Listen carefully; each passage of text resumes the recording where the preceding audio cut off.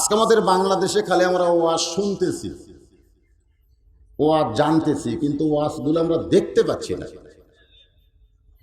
আপনারা দেখতে পাচ্ছেন? আজকে ফজরের নামাজের সময় যদি মসজিদে মুসল্লি বাড়ে, গতকাল যা হয়েছিল তার চাইতে 50 জন বেশি হয়েছে, তখন সবাই যাবে আর বলবে আজকে ওয়াজ দেখা গেল রে, লোক বাড়িছে, জোরে কোন ঠিক কিনা। কিন্তু আমরা দেখতেছি যা ছিল তাই, আবার 2-4 জন নেই। কেন নাই? ওই যে 12টা পর্যন্ত ওয়াজ শুনছে, মুসল্লি কমে গেছে। আবু বকর বলেন, আল্লাহ, আমার নবী শুধু বিশ্ব নবী নয়, আমার নবী হলেন পৃথিবীর 1 নম্বর নানা। এমন সময় হযরত ওমর মসজিদের মধ্যে ঢুকবেন। আবু বকর রাদিয়াল্লাহকে বললেন, ভাইজান আপনি না ঢুকে দরজার দাঁড়ায় আছেন কেন? আবু বকর বলে, ওমর ভিতর দিকে তাকাও। হযরত ওমর ফারুক ভিতর দিকে তাকায় বললেন, এই 2টা সন্তান বড় বেদব হয়ে গেছে, এরা সব সময় নবীকে কষ্ট দেয়। ওমর ফারুক বললেন, এই 2টা সন্তান কি? বেয়াদব, টুপি খুলে ফেলে দেয়, দাড়ি ধরে টান মারে, এটা কি আদবি না বেদবি? কেন ওমর ফারুকের দেখা এই 2টা সন্তান বড় বেদব হয়ে গেছে, এরা সব সময় নবীকে কষ্ট দেয়। সঙ্গে সঙ্গে আবু বকর, ওমর, যেই কথা একবার বলেছো এই কথার দ্বিতীয়বার তুমি বলতে পারো না। ওমর, যে কথা একবার বলেছো এ কথার দ্বিতীয়বার বলতে পারবো না। ওমর ফারুক চমকে দিয়ে বললেন, আবু বকর ভাই আপনি নরম মানুষ। রাসূল বলেছেন আমার 4 জন সাহাবী 1 নম্বর। 4 জন সাহাবী কয় নম্বর? সাহাবীরা বললেন, হুজুর 4 জন কেমনে 1 নম্বর হয়? আল্লাহ নবী বললেন, নরমে 1 নম্বর আবু বকর, গরমে 1 নম্বর ওমর, সম্পদে 1 নম্বর ওসমান, আর জ্ঞানের 1 নম্বর আলী। তাহলে এক জন কয় নম্বর? এক দিক দিয়ে 1 নম্বর। ওমর ফারুক বলেন, আবু বকর ভাই আপনি নরম মানুষ, আপনি এত গরম হলেন কেন? আবু বকর, ওমর, সব সময় নরম থাকা জায়েজ নাই, মাঝে মধ্যে নরমকেও গরম হতে হয়। 1 নম্বর ছাত্রের কাছ থেকে, নবীর 1 নম্বর ছাত্র, তার কাছ থেকে আমাদের শিক্ষা নেওয়ার দরকার আছে না নাই? আবু বকর রাদিয়াল্লাহু বললেন, সবসময় নরম থাকা যাবে না, মাঝে মধ্যে নরমকেও গরম হতে হবে। আপনারা কি মাঝে মধ্যে গরম হন? সবসময় না, সবসময় না, মাঝে মধ্যে একটু গরম হবেন। আপনি ফজরের নামাজ সামনে কাতারে আদায় করতেছেন, সালাম ফিরানোর পরে ফেরেশতা কয়, আল্লাহ নামাজের খবর কি? আল্লাহ কয় কবুল হয়নি। ফেরেশতা বলে, আল্লাহ সামনে কাতারে নামাজ পড়ল, অথচ এই ব্যক্তির নামাজ কবুল না হওয়ার কারণ কি?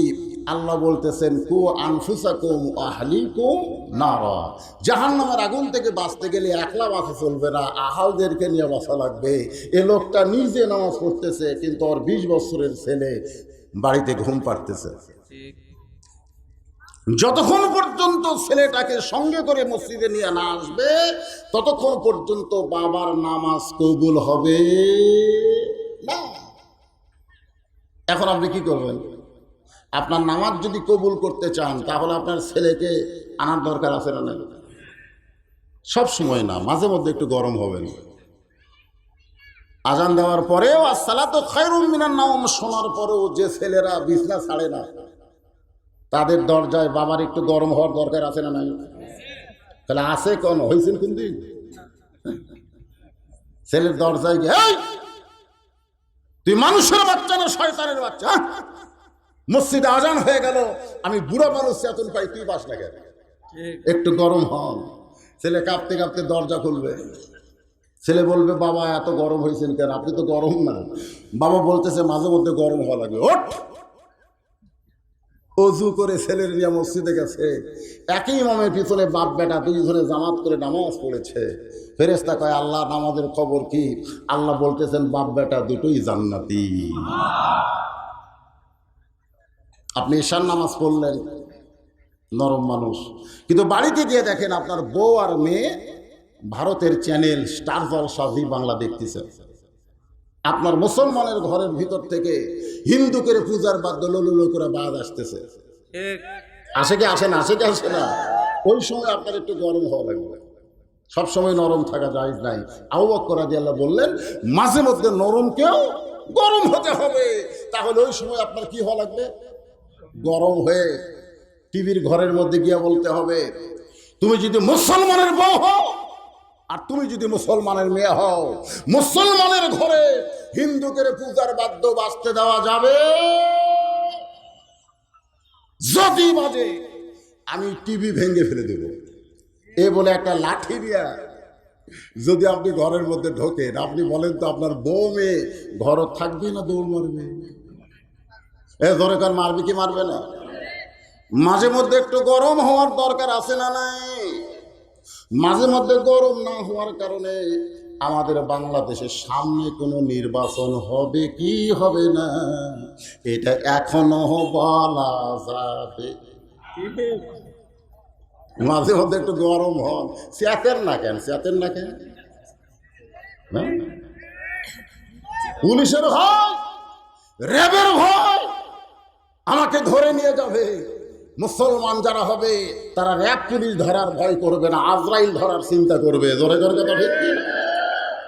পুলিশ ধরার চিন্তায়, র্যাব ধরার চিন্তায় এখন আজরাইল ধরা আমাকে ভুলে গেছে। আমাকে যে আজরাইল ধরবে কথা আমাকে মনেই নেই। ভাইজান মাঝে মধ্যে একটু গরম হওয়ার দরকার আছে না না? সেই গরম হয়ে জবান করে একটা স্লোগান দেওয়া লাগবে, লিল্লাহে তাকবীর। জনগণ বুঝুক পাবলিক কি জিনিস, যে বলছি শুধু একলা ওয়াজ করতেছে না, তার সামনে হাজারো আল্লাহর প্রেমিক আছে। সুবহানাল্লাহ। তো এর চাইতে জোরে মনে হয় পারবেন না? পারবেন? গলা খাকারে দেন, লিল্লাহে তাকবীর। আল কোরআনের আলো সংসদে জালো, কোরআন হাদিস যেখানে, দুনিয়ার মুসলমান লিল্লাহে তাকবীর। আলহামদুলিল্লাহ, মাহফিল শুরু হয়নি, কেবল শুরু হয়েছে। যারা জোরে জোরে তাকবীর দেয়, করোনার বাপেরও ক্ষমতা নাই তার কাছে আসতে পারে। আসেন, আবু বকর ওমর, তুমি যে দুইটা সন্তানকে বেয়াদব বললে তাদেরকে তুমি চিনো? তুমি যে দুইটা সন্তানকে বেয়াদব বললে, বেয়াদব, এরা দুইজন বেয়াদবি করতেছে নবীর সাথে, তুমি কি তাদেরকে চিনো? আবু বকর রাদিয়াল্লাহু কিন্তু বলেন নাই তুমি কি তাদের জানো, এ কথা বলেন নাই, বলেছেন তুমি কি তাদের চিনো। আপনার বলেন তো, জানা আর চিনা এই দুইটার মধ্যে তফাৎ আছে না নাই? আজকে বাংলাদেশে মসজিদের ইমাম, মসজিদের মুয়াজ্জিনকে যদি আমরা চিনতে পারতাম, তাহলে সব মানুষের চাইতে আমরা ইমাম মুয়াজ্জিনকে সম্মান বেশি দিতাম। দরকার কথা ঠিক কিনা? কিন্তু চিনি না তো, জানি ঠিক। এই জানার মধ্যে থাকার কারণে আমাদের অবস্থাই। ওমর ফারুক বলেন, আবু বকর, এই দুইজনকে আমি চিনব না কেন? এরা হলো আলী আর ফাতেমার সন্তান। ওমর ফারুক বললেন, এরা হলো আলী আর ফাতেমার। আবু বকর ওমর, শুধু আলী ফাতেমার সন্তান বললে হবে না, এদের আরো পরিচয় আছে। ওমর ফারুক বললেন, আবু বকর ভাই, এদের অন্য কোনো পরিচয় তো আমার জানা নাই। আবু বকর, ওমর, এদের পরিচয় যদি জানতে চাও তাহলে বলো, কত বছর বয়সে তুমি ঈমান গ্রহণ করেছ? ওমর ফারুক বললেন, 27 বছর বয়সে। আবু বকর বললেন, আমি 35 বছর বয়সে ঈমান গ্রহণ করেছি। এখন বলো ওমর, ঈমান গ্রহণ করার আগে তুমি কি ছিলে? ওমর ফারুক বলে, আমি কাফের ছিলাম। আবু বকর বলে, আমিও কাফের ছিলাম। চিন্তা করে দেখো ওমর, তোমার হায়াতের জীবনে 27 বছর তুমি কুফুরে হালে কাটাইছো, আমার জীবনের 35 বছর আমি কুফুরে হালে কাটাইছি। আর যে দুইটা সন্তানকে তুমি বেয়াদব বলতেছ, তারা জন্মসূত্রে জান্নাতি হয়ে জন্মেছে। ওমর ফারুক বলে, আবু বকর ভাই, এই চিন্তা তো আমি কোনোদিন করি নাই। আজকে আপনারা চিন্তা করে দেখছেন যে জন্মসূত্রে আমরা মুসলমান হয়ে জন্মেছি, চিন্তা করছেন? ইয়ার কি না, জন্মসূত্রে আল্লাহ যাদেরকে মুসলমানের ঘরে পাঠায় দিয়েছে, আল্লাহ পাক তাদের প্রতি অত্যন্ত দয়া করেছে। যে আল্লাহ আমাদেরকে দয়া করে মুসলমানদের ঘরে কবুল করেছেন, আমরা সে আল্লাহর প্রশংসা কম করব না বেশি করব? আল্লাহর প্রশংসা করার 2 নম্বর কারণ হলো আল্লাহ আমাদেরকে বিশ্ব নবী উম্মত হিসাবে কবুল করেছেন। আপনারা আয়াতুল কুরসি পড়েন না? আয়াতুল কুরসি, আয়াতুল কুরসির মধ্যে একটা শব্দ আছে, দেখবেন, মানজাল্লাযী ইয়াশফা ইনদাহু ইল্লা বিইজনিহি। এই আয়াতাংশের শাব্দিক অর্থ হলো হাসরের ময়দানে আল্লাহ যখন জাব্বার আর কাহার এই 2টা নাম ধারণ করে বিচারকের আসনে বসবেন, তখন আল্লাহর সামনে দণ্ডায়মান হওয়ার মতন সাহস কোনো নবী রাসূলেরও হবে না। ওই সময় আল্লাহ তাআলা আমাদের নবীকে, শুধুমাত্র আমাদের নবীকে, আমাদের জন্য, আমাদের নবীকে কার জন্য? আমাদের জন্য সুপারিশ করার অধিকার দিয়ে দিবেন। কি নবী পাইছে? আল্লাহ কোরআনে বলেন, ইয়া আইয়ুহান নাসু তাকু রাব্বাকুম ওয়াখশাউ ইয়াওমান লা ইয়াজি ওয়ালিদুন আন ওয়ালাদিহি ওয়ালা মাউলুদুন হুয়া জাযিন আন ওয়ালিদিহি শাইয়্যা। মানুষ, তোমরা সেই দিনকে ভয় করো যেদিন পিতা পুত্রকে চিনবে না, পুত্র তার পিতাকে চিনবে না, যেদিন মা তার সন্তানকে সন্তান বলে পরিচয় দিবে না, কেউ যখন কাউকে চিনবে না, সেই দিন একমাত্র মহামানব শাফাতের নৌকা নিয়ে আমাদের সামনে দাঁড়িয়ে যাবে। নিদানে আখেরাতে তরাইতে ফুলসিরাতে, সবাই বলেন, নিদানে আখেরাতে তরাইতে ফুলসিরাতে, কান্ডারে হইয়া নবী পার করিবেন সেই তরণী। সবাই বলেন, নবী মোর পরশমণি, নবী মোর সোনার খনি, নবী নাম ভাবে যেজন সেই তো দোজা হানের ধ্বনি। আমরা সেই নবীর উম্মত হওয়াতে খুশি না বেজার? তাহলে সকলে একটু জবান খুলে বলেন, নবী না হয়ে দুনিয়ার না হয়ে ফেরেশতায় আল্লাহর হয়েছি উম্মত আপনার, তার তরে শুকুর। সেই সময় হাজারের দাম বেশি ছিল। এই গানটা যখন লিখছে তখন হাজারের দাম বেশি ছিল। এখন হাজারের কোনো দাম আছে? তো তাহলে আপনার 1000 বার খুলেন, আপনার মনে হয় 1000-এর উপরে হিসাব জানেন না। জানেন? এই লাখো বার বলবো কেন, তার তরে শুকর কোটি আলহামদুলিল্লাহ। আল্লাহর প্রশংসা করার 3 নম্বর কারণ হলো যে কোরআন থেকে আপনারা আলোচনা শুনবেন না, শুনবেন না? শুনবেন। মাশাআল্লাহ, তাফসীরুল কোরআন মাহফিল নাম দিয়েছেন। কি নাম দিয়েছেন? তাহলে কোরআন থেকে একটু ব্যাখ্যা বিশ্লেষণ করার দরকার আছে না নাই? শুনবেন। আল্লাহ বলেছেন সামিনা ওয়া তাআনা, শুধু শুনলে হবে না, সেটাকে গ্রহণ করা লাগবে। গ্রহণ। আজকে এখানে যে আলোচনা হবে, আলোচনাটা আমরা বক্তার শ্রোতা সকলে গ্রহণ করতে চাই। আল্লাহ যেন কবুল করে, সকলে বলে আমিন।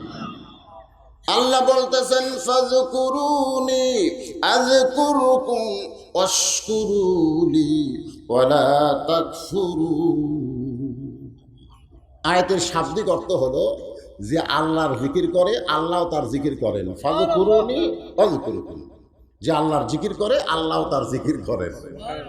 আল্লাহ বলেছেন, অশকুরুলি, তোমরা শুকর গুজার করো, ওয়ালা তাকফুরুন, তোমরা কুফরি করিও না। এটা হলো আয়াতের শাব্দিক অর্থ।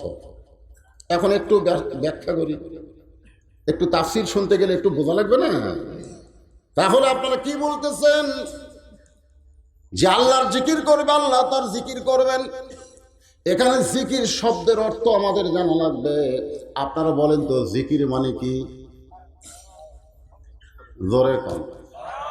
আমাদের বাংলাদেশে একটা দল আছে, নাম হলো জাকির পার্টি। জোরে বলেন নাম কি? আমার দয়াল বাবার দরবারে কেউ ফিরে না খালি হাতে। এখানে বাসের সামনে লিখে রাখছে জাকের পার্টি, কিন্তু কি জিকির করতেছে? দুই কান্দের দুই ফেরেশতাই বুঝবার পারতেছে।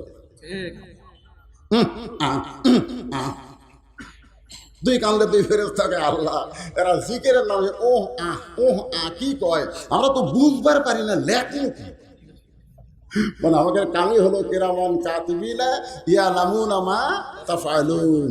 দুই কান্দে দুইটা মুহুরি আছে না নাই? জোরে করে আছে না নাই? তো আপনি যে করতেছেন এরা তো বুঝবার পারতেছে না, তাহলে লেখবে কি? এরা নাম দিছে জাকের পার্টি। আল্লাহর জিকিরকে নিয়ে ইয়ার কি মস্করা করলে সঙ্গে সঙ্গে সে বেঈমান হয়ে যাবে। খুব খেয়াল করবেন। আপনারা সকলে বললেন জিকির মানে স্মরণ। এই কোরআনে বহু জায়গায় জিকির শব্দ উল্লেখ করা হয়েছে।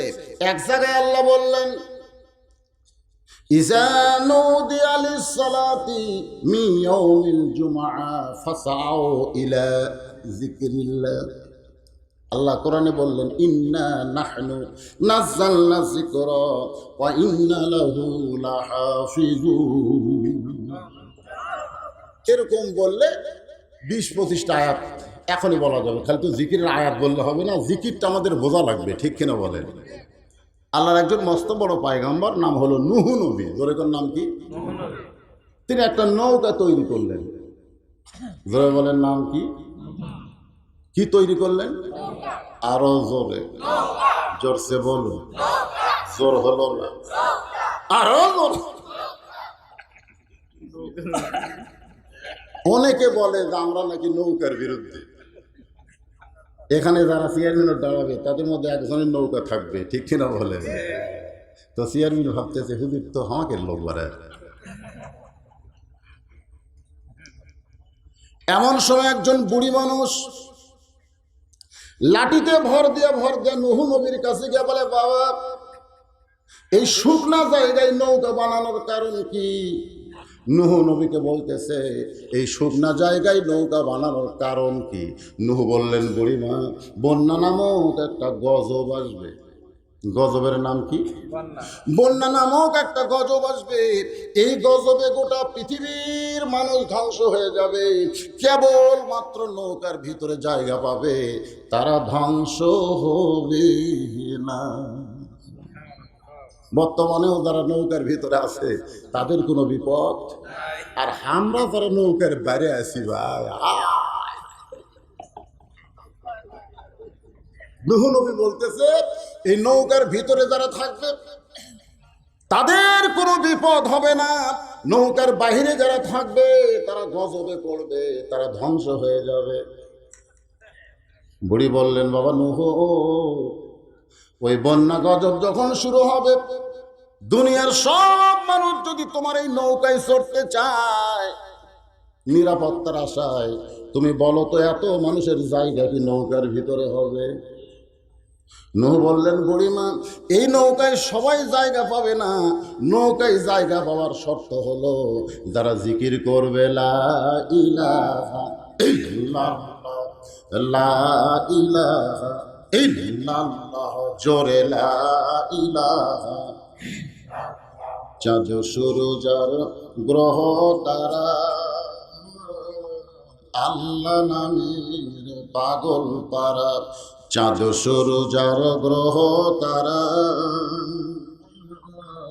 আল্লাহ নামের পাগল পারা। আমার আল্লাহ নামের এতই দয়া, আল্লাহ নামের এতই মায়া, লুকিয়ে রাখছেন হে আল্লাহ লা ইলাহা ইল্লাল্লাহ। নূহ বললেন বুড়িমা, কেবলমাত্র যারা আল্লাহকে বিশ্বাস করবে, আমাকে নবী বলে স্বীকার করবে তারা এই নৌকার মধ্যে জায়গা পাবে, বাদ বাকি নৌকায় জায়গা পাবে। সঙ্গে সঙ্গে বুড়ি বললেন, লা ইলাহা ইল্লাল্লাহু নূহু নবিয়ুল্লাহ। নূহ নবী বললেন, বুড়িমা আপনার আর কোনো টেনশন নাই, আপনি বাড়িতে গিয়ে ঘুমায় থাকেন, বন্যা নামক গজব যেদিন শুরু হবে সেদিন আপনার হাত ধরে আমি আপনাকে নৌকায় তুলব। সঙ্গে সঙ্গে বুড়ি বলল, আলহামদুলিল্লাহ, অশকুরুলি, শুকুর গুজার করতে হবে কার? আরো ধরে বলে। এখানে বুড়ির বলা দরকার ছিল, বাবা নূহ তুমি খুব ভালো মানুষ, বন্যা গজব শুরু হলে তুমি আমার হাত ধরে নৌকায় তুলবা। বাবা আহ আহ, বুড়ি কি নূহ নবীর প্রশংসা করছে? আজকে আপনারা চেয়ারম্যান মেম্বারের প্রশংসা করতে করতে অশকুরুলি, খুব খেয়াল করবেন। বুড়ি বললেন আলহামদুলিল্লাহ। এই বলে বুড়ি চলে গেল বাড়িতে। বন্যা গজব শুরু হয়ে গেল। গোটা পৃথিবী এক চিল্লা, জোরে বলেন কয় চিল্লা? আসলে বাংলাদেশে তাবলিগ ভাইরা 3 চিল্লার কথা বলে কি বলে না? 3 চিল্লার কথা কিন্তু কোরআনে আছে, তার মধ্যে এটা হলো 1 চিল্লা। 40 দিন পৃথিবীর যত উঁচু উঁচু পাহাড় সেগুলো পানির তলে চলে গেল, কেবলমাত্র নৌকায় যারা তারা জীবিত আছে। 40 দিন পরে আবার যখন পানি কমে গেল, নূহ নবীর নৌকা যদি পর্বতে ভিড়ল। আল্লাহ ডাক দিয়ে বলে, নূহ খবর কি? নূহ বলতেছে আলহামদুলিল্লাহ। আল্লাহ বলে, নূহ খবর কি? নূহ বলতেছে, নৌকার ভিতরে যারা জীবিত আছে তারা, নৌকার বাহিরে যারা ধ্বংস হয়েছে তারা। আল্লাহ বলে, নূহ খবর কি? নূহ বলতেছে, আল্লাহ আপনি খবর জানেন, এরপরও যখন জানতে চান তাহলে শুনলেন, কেবলমাত্র নৌকার ভিতরে যারা নিরাপত্তা পাইছে তারা, নৌকার বাহিরে যারা ধ্বংস হয়েছে তারা। আল্লাহ বলে, নূহ তাহলে বুড়িটার খবর কি? নূহ বলতেছে, আল্লাহ আমার মনই নেই। দেখছেন, বিপদে পড়লে একজন নবী পর্যন্ত ভুলে যায়, জোরে কর কথা ঠিক কিনা? আর আমরা অনেকে বলি আমার কোনো টেনশন নাই, আমি পীর ধরছি, আমি পীর ধরছি। পীর ধরার কথা কোরআন হাদিসের কোনো জায়গায় নাই, পীর ধরার কথা নাই। হ্যাঁ, পীর ধরা যাবে না, ধরতে হবে আল্লাহকে, জোরে কর কথা ঠিক কিনা? নবীর মাধ্যমে, আল্লাহর ওলিদের মাধ্যমে, হক্কানি পীরের মাধ্যমে আপনি ধরতে পারেন, কিন্তু সরাসরি বলা যাবে না পীর ধরছি। আমার কোনো টেনশন নাই, আমি পীর ধরছি। হাসরের কঠিন ময়দানে পীর আমাকে জাহাজে করে জান্নাতে নিয়ে যাবে, নাকি জাহাজে করে জান্নাতে নিয়ে যাবে। নূহ নবী বন্যার গজব শুরু হয়ে গেলে বুড়ির কথা মনে নেই। তাহলে বলেন, আমরা অনেক সময় যাদেরকে মাধ্যম চিন্তা করি, যাদের শাফাত কামনা করি, তারা আমাদেরকে ভুলে যাইতেও পারে, জোরে কোন কথা ঠিক কিনা? আল্লাহ বলে, নূহ তাহলে বুড়িটার খবর কি? নূহ বলতেছে, আল্লাহ গোটা পৃথিবী যখন ধ্বংস হয়ে গেছে তাহলে বুড়িটাও ধ্বংস হয়েছে। আল্লাহ বলে, নূহ আজ ডুবে কোনো কথা বলা যাবে না, কথা বলার আগে তদন্ত করে কথা বলতে হবে। আজগুবি, আমাদের বাংলাদেশে আজগুবি কথা আছে না নাই? যেরকম আছে না আজগুবি। বিশেষ করে যে 71 নামে একটা টেলিভিশন আছে, চ্যানেল, ওরা আজগুবি আজগুবি কথা বলে। টুপি দাড়ি দেখলেই ওদের চুলকানি শুরু হয়ে যায়, ধরে ধরে কথা ঠিক কি না? আর এক সময় বলেছিল মসজিদ মাদ্রাসার মধ্যে জঙ্গি তৈরি হয়, মসজিদ মাদ্রাসার মধ্যে জঙ্গি তৈরি হয়, আজগুবি কথা। আল্লাহ নূহ নবীকে বললেন, নূহ আজগুবি কোনো কথা বলা যাবে না, কথা বলতে গেলে তদন্ত করে কথা বলতে হবে। আপনারা অনেক সময় বলেন না এবছরও বদরুল শীত আসবে না, হয়তো বলছে, আজকে বলছে, এর আগে আসেনি, আজকে আসবে কি রে, আসবে, এই কথাগুলো আসবে। অনেকে তদন্ত না করেই বলে বেড়ান, কি জন্য আসি নাই সেটা আপনারা তদন্ত করছেন? তো না জেনে একটা কথা বলে দেন, এগুলো আজগুবি কথা বলা যাবে না। আল্লাহ বললেন, নুহু তদন্ত করে দেখো বুড়িটার খবর কি। নুহু নবী তদন্ত করতে গিয়ে দেখে বুড়ি তো দূরের কথা, বুড়ির বাড়িটাও পর্যন্ত কিছুই হয় নাই। বুড়ি তো দূরের কথা, বুড়ি যে বাড়ি থাকে সে বাড়িটা পর্যন্ত কিছুই হয় নাই।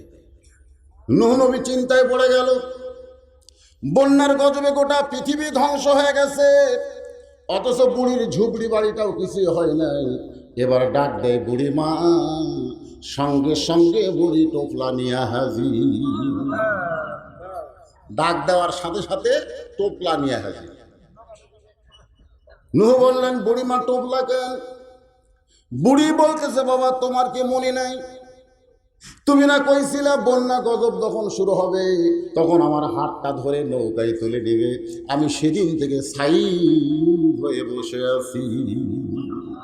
ডাক দিয়েছেন দয়াল আমারে, রইব না আর বেশি দিন তোদের মাজারে, কতজনকে কত কি দিলাম, যাবার কালে একজন আর সাথে না পাইলাম, ও আমার সঙ্গের সাথী কেউ হবে না রে, রইব না আর বেশি দিন তোদের মাজারে। যে কোনো সময় আমাদের ডাক আসবে, জোরে কোন কথা ঠিক কিনা? আপনারা কি সাইজ হোসেন? সাইজ হোসেন? আল্লাহ বলেছেন, ইয়া আইয়ুহাল্লাযীনা আমানুত্তাকুল্লাহ, রে ইমানদার বান্দারা আল্লাহর ভয় করো, হাক্কা তুকাতিহি, যথাযথ ভয় করো, ওয়ালা তামুতুন্না ইল্লা ওয়া আনতুম মুসলিমুন, তোমরা মুসলমান না হয়ে মরো না। ইমানদারকে আল্লাহ মুসলমান হওয়ার কথা বললেন, মুসলমান হওয়া মানে সাইজ হওয়া, দরকার কথা ঠিক কি না? তাহলে যে কোনো সময় আমাদের মৃত্যুর ডাক আসতে পারে। কখন আসবে? আমি বুড়া হয়েছে, আমার আগে আসবে, এই যুবকের পরে আসবে নাকি? আরে আজকে যুবকেরা যে ভাবে চলতেছে, মনে করতেছে আমার দাদা বেঁচে আছে, বাপ বেঁচে আছে, আমার কাছে আজরাইল সিরিয়াল অনেক পরে। এরকম আছে না না? যেরকম আছে না না? অনেক ছেলেরা রাস্তায় ঘুরতেছে, সিনা টান করে ভাবতেছে আমার মৃত্যু এখন না, আমার দাদা বাপ, তারপরে আমি। কোন সিরিয়াল আছে? যে কোনো সময় বিশ্বাস করেন। আজকে যারা কোরআনের মাহফিলে বসেছেন, আয়াতের তাফসীরটা আমি আপনাদের বুঝিয়ে দিব। বিশ্বাস করতে হবে যে কোনো সময় আমাদের মৃত্যু। চলতে পথে 2 দিন থামিলাম, যাবার কালে একজন আরো দেখা না পাইলাম।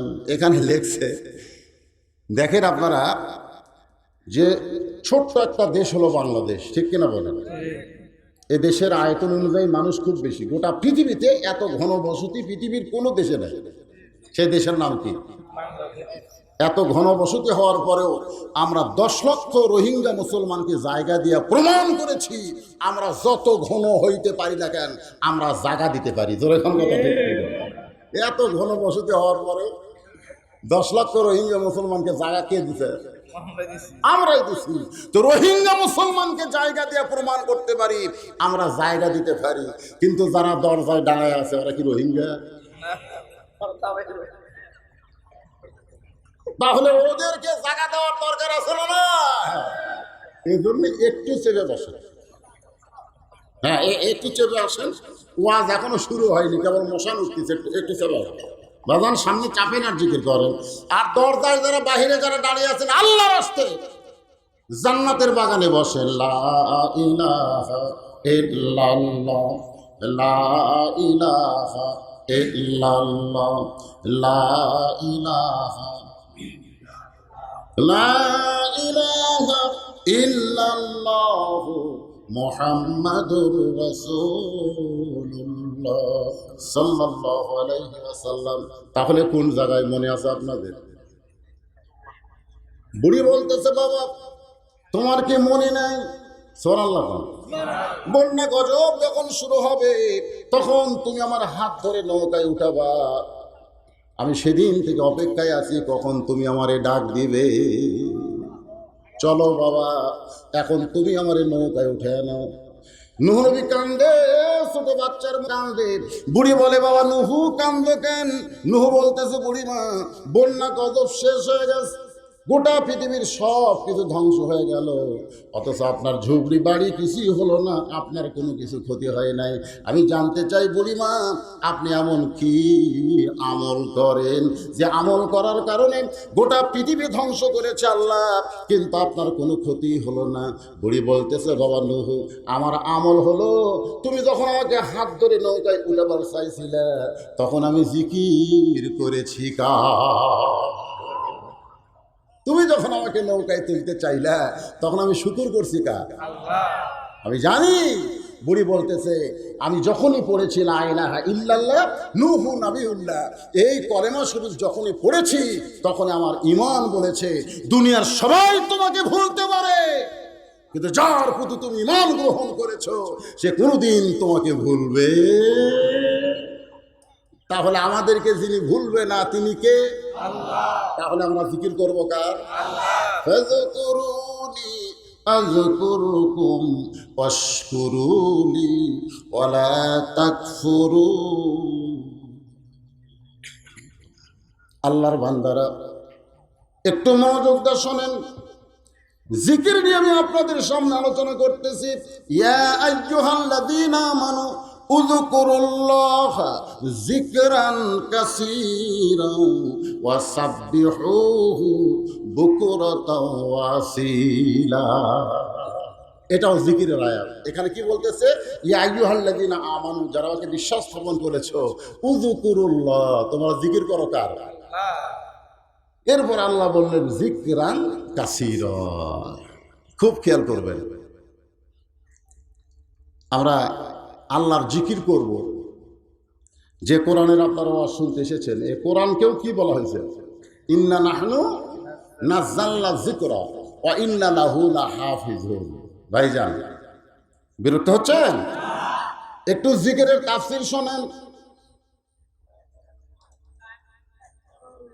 মক্কার ৩৭ জন নেতা আল্লাহ নবীর বাড়ির চারিধার ঘিরে ধরেছে। নবীকে তারা রাত্রেবেলা হত্যা করবে। আপনারা বলেন তো, নবীকে হত্যা করার নিয়ত কেন? একটা মাত্র কারণ হলো, নবীর উপরে কোরআন নামক জিকির আল্লাহ নাজিল করেছে। এই জিকির যদি নবীর কাছে থাকে, তাহলে গোটা পৃথিবী মুসলমানের পায়ের তলে চলে আসবে। যিকরান কাসীরা, এটা বোঝানোর জন্য বলতেছে। ৩৭ জন নেতা লাঠি সোটা দাও খুন্তি কুড়াল নিয়ে বর্ষা নিয়ে নবীর বাড়ির চারিধারে ঘিরে ধরেছে। নবী যেন বাড়ি থেকে বের হতে না পারে, বের হলেই নবীকে তারা হত্যা করবে। গভীর রাত্রে আল্লাহ নবী চুপি চুপি আলীর কানে বলতেছে, আলী রে, আমার বিছনায় তোমাকে ঘুম পাড়তে হবে। আল্লাহ নবী বলেন, আলী, আমার বিছনায় তোমাকে ঘুম পাড়তে হবে। হযরত আলী বললেন, ইয়া রাসূলুল্লাহ, আপনার বিছনায় যদি আমি ঘুম পাড়ি, তাহলে আপনি ঘুম পাড়বেন কোন জায়গায়?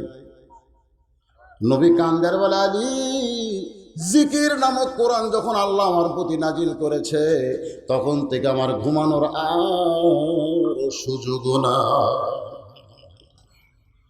কোরআন যাদের কাছে থাকবে তারা ঘুমন্ত মানুষ হবে না, এই কোরআন তাদেরকে জাগ্রত করে দিবে। জোরে জোরে কথা ঠিক কিনা?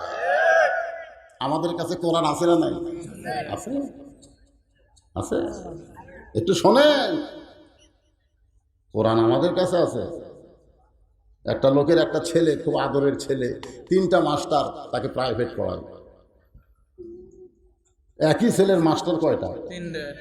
ইংরেজি মাস্টারকে মাস গেলে 2000 টাকা বেতন দেয়, অঙ্কের মাস্টারকে মাস গেলে 1500 টাকা বেতন দেয়।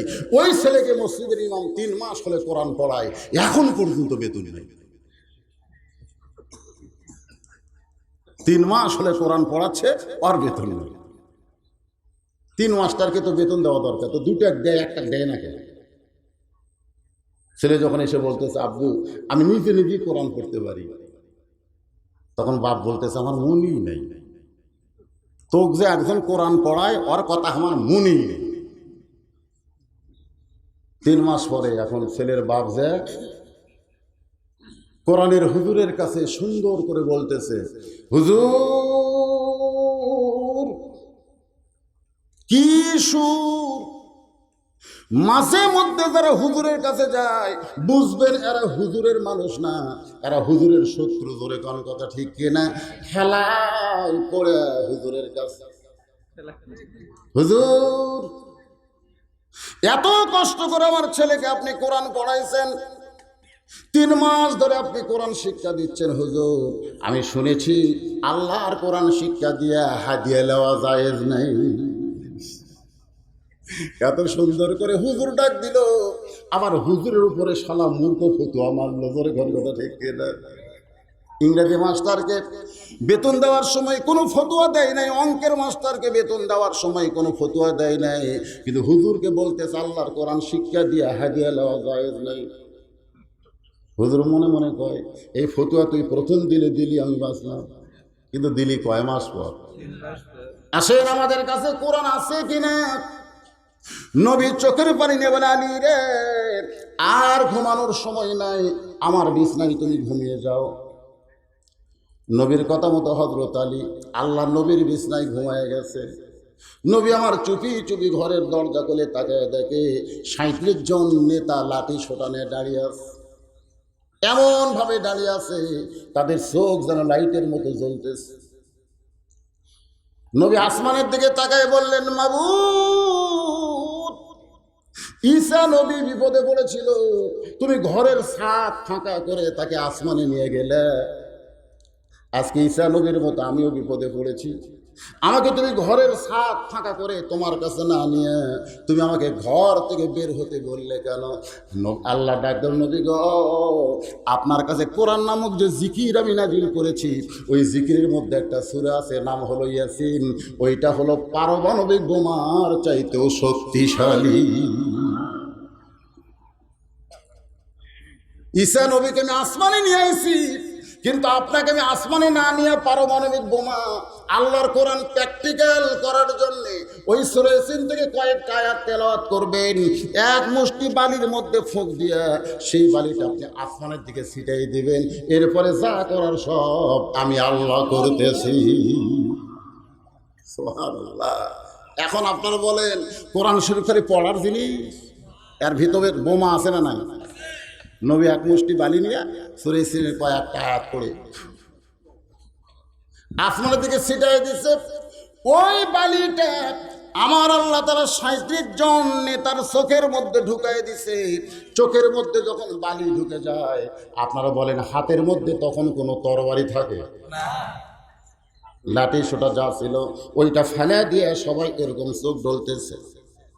আল্লাহ নবী বলে, মাবুদ কিছুক্ষণ আগে যারা আমাকে মারার জন্য রেডি ছিল, এখন তারা চোখ ডলার মধ্যে রেডি হয়ে গেছে। এখন ওদের লাঠি নিয়ে ওদের পাছায় বাড়ি মারতে পারবো, ওরা কিছুই বুঝবার পারবে না। আল্লাহ বলে, হাবিব গো এখন মারার সময় না, এখন আপনাকে মারার হুকুম দিলাম না, আপনি চুপি চুপি বের হয়ে যান।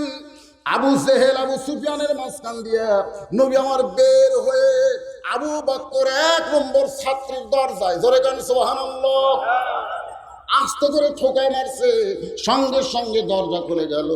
নবী চমকে গিয়ে বলে, আবু বকর এই গভীর রাত্রে তোমার দরজায় তুমি কেমনে জানো? আবু বকর বলে, হুজুর আপনি বলেছিলেন একদিন গভীর রাত্রে মক্কা ছেড়ে মদিনায় হিজরত করবেন, আমাকে সঙ্গে করে আপনি মদিনায় যাবেন। সেদিন থেকে আজ পর্যন্ত কোনো রাত্রিবেলা আমি ঘুমাইনি, বরং সারা রাত আপনার অপেক্ষায় দাঁড়িয়ে থাকি। নবী বলে, আল্লাহ তুমি আমাকে যেমন নেতা বানাইছ তেমনই আমার দলে কর্মী বানাইছ। আল্লাহ নবী বলে, আবু বকর চলো যাই। সঙ্গে সঙ্গে আবু বকর নবীর পিছনে রওনা দেয়। নবী একটু পরীক্ষা করার জন্য বলেন, আবু বকর তোমার বাড়িতে তোমার বিবি আছে, বাচ্চা আছে, তাদের সঙ্গে কি তুমি শেষ দেখাটাও করবো না? আবু বকর বলে, নবী গো, এই কলেমা যখন জিকির করেছি, গ্রহণ করেছি, তখন আমার ঈমান বলে দিয়েছে আল্লাহ নবী যখন ডাক দিবে তখন পিছন দিকে তাকানোর কোনো সুযোগ নেই। আল্লাহ নবী যখন ডাক দিবে, আমাদের সামনে ডাক আছে না নাই? জোরে করে আছে না নাই? ইমাম মেহেদী আলাইহিস সালাম আসতেছে, মুসলমানদের ডাক দেওয়া হবে। আজকে যেমন ম্যাক্রো নবীর বিরুদ্ধে কটাক্ষ করার কারণে গোটা পৃথিবীর সমস্ত মুসলমান ফুঁসে উঠেছে, এখানে মুসলমান ইমানের পরীক্ষায় উত্তীর্ণ হয়ে গেছে। জোরে করে কথা বলুন। কিন্তু আমি আশ্চর্য হয়ে গেলাম, যত ইসলামী দল তারাই শুধু মিছিল করলো, আওয়ামী লীগ, বিএনপি এরা একটা কথাও বললো না। এরা কি নবীর উম্মত না? হ্যাঁ, আওয়ামী লীগের পক্ষ থেকে একটা কথা বলা হয়েছে, বিএনপির পক্ষ থেকে বলা হয়েছে, জাতীয় পার্টির পক্ষ থেকে বলা হয়েছে, এটাই পরীক্ষা, ইমাম মেহেদীর সঙ্গে সবাই হতে পারবে না, কেবলমাত্র ইসলামী দল যারা করে তারাই পারবে। জোরে করে কথা ঠিক। আল্লাহর বান্দারা, পরীক্ষা হবে, পরীক্ষা। আল্লাহ বলেছেন লিয়াবলুয়াকুম আইয়ুকুম আহসানু আমালা, তোমাদেরকে পরীক্ষা করা হবে, সুন্দর আমলের পরীক্ষা হবে। ফেরেশতাকে আল্লাহ এরা কে? 1400 বছর আগে, 1450 বছর আগে তুমি নবীকে দুনিয়া থেকে বিদায় করে নিছো, আর সেই নবীর বিরুদ্ধে কথা বললে এখনো এরা রাস্তার দ্বার হয়। আল্লাহ বলতেছে এরাই আমার বান্দা, এরাই হলো জান্নাতি। জোরে করে কবে নেতা গেছে, নবী গেছে, আর এখনো সেই নবীর বিরুদ্ধে কথা বললে আমাদের কলজায় আগুন লাগে। জোরে কথা ঠিক কি না? কে মুসলমান? এরা নবীর উম্মত। এবার বাংলাদেশে প্রমাণ হয়ে গেছে। জোরে কথা ঠিক কি না? চাষটালে খালি লব উল্টো উল্টো গপ্প করে, হুজুরেরা বার আছে, হুজুরেরা বার আছে। আল্লাহর বান্দার একটু মনোযোগ দেবেন। আবু বকর বলেন, ইয়া রাসূলুল্লাহ, ঈমান গ্রহণ করার পরে আমার ঈমান আমাকে শিক্ষা দিয়েছে আল্লাহ নবী যখন ডাক দিবে তখন পিছন দিকে তাকানোর কোনো সুযোগ। নবী বললেন চলো যাই। নবী আমার সামনে সামনে, আবু বকর পিছনে পিছনে। মক্কা থেকে মদিনা হলো উত্তর দিকে, খুব খেয়াল করে শুনবেন, মক্কা থেকে মদিনা কোন দিকে? কিন্তু নবী আবু বকর কিনে রাস্তা নিছে পূর্ব দিকে। আবু বকর বলে, রাসূলুল্লাহ, পূর্ব দিকে তো মদিনা নাই, সেই দিকে আমার নিয়ে কোথায় যাবেন? রাসূল বলে, আবু বকর, ওই যে একটা পাহাড় দেখতেছো, ওই পাহাড়ের মাথায় আমাদের চড়তে হবে। ওই পাহাড়ের মাথায় একটা গর্ত আছে, মাটি থেকে 5600 ফুট উপরে, এই গর্তের ভিতরে আমাদের লুকাতে হবে। আবু বকর বলে, হুজুর, এখানে লুকালুকির কি দরকার? রাসূল বলেন, আবু বকর, আমি শুধু নবী না, আমি হলাম একটা আদর্শ। আজকে আমি যে কাজ করতেছি আমার উম্মতদের জন্য কিয়ামত পর্যন্ত এই কাজ করতে হবে। জোরে কথা ঠিক কিনা? আপনি জীবনে কয়দিন লুকেছেন? আপনি জীবনে লুকেছেন? আমার বউ রাত 2টার সময় মোবাইল করতেছে, হুজুর খবর কি? আমি বললাম, আজকে তোমার কাছে যাব না, আজকে লুকাতে হবে। কি কন? আল্লাহ রাসূল ওই গাড়ির সুরের মধ্যে লুকাই আমাদের জানাই দিলেন, মাঝে মধ্যে তোমাদেরকেও আত্মগোপন করা লাগতে পারে, কারণ তোমরা আরামে ঘুম পারবা, তোমাদের বাড়িতে পুলিশ যাইতে পারে, র্যাব যাইতে পারে, পারে কি পারে না? ধরে গেল পারে কি পারে না? গাড়ির সুরের মধ্যে আবু বকর নবী আত্মগোপন করে আছে। রাত শেষ হয়ে গেল, এমন সময় আবু জেহেল বলতেছে, এমন পাহারা দিলাম এখন পর্যন্ত পলাতে পারে নাই। আবু সুফিয়ান বলতেছে, তাহলে কি করা যায়? আবু জেহেল বলতেছে, এরকম ঐক্যজোট তো সহজে করা যায়। ঐক্যজোট যারা হয়েছে আজকেই কাজ শেষ করতে হবে। সমস্ত নেতারা বললেন, তাহলে কি করবেন?